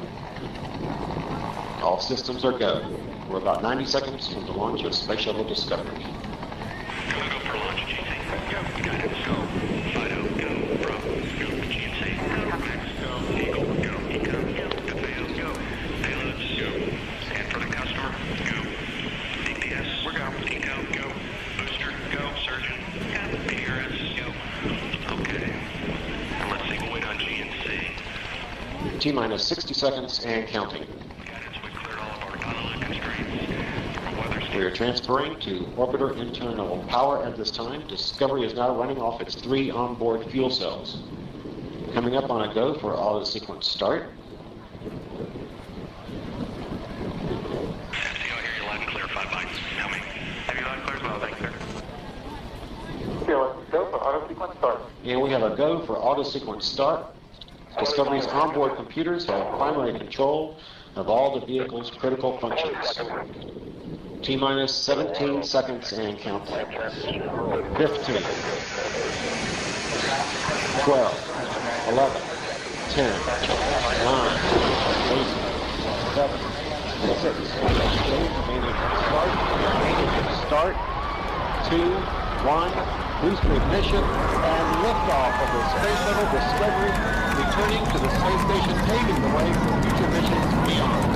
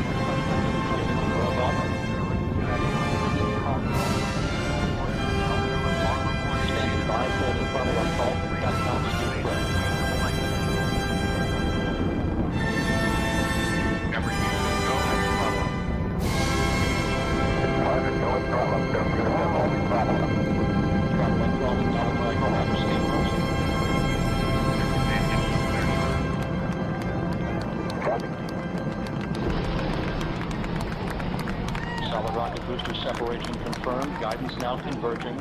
Discovery's onboard computers commanding the main engine nozzles to swivel, aiming the shuttle for its precise target in space for main engine cutoff. Should have a good forward leg now in S10. Okay, you sound good.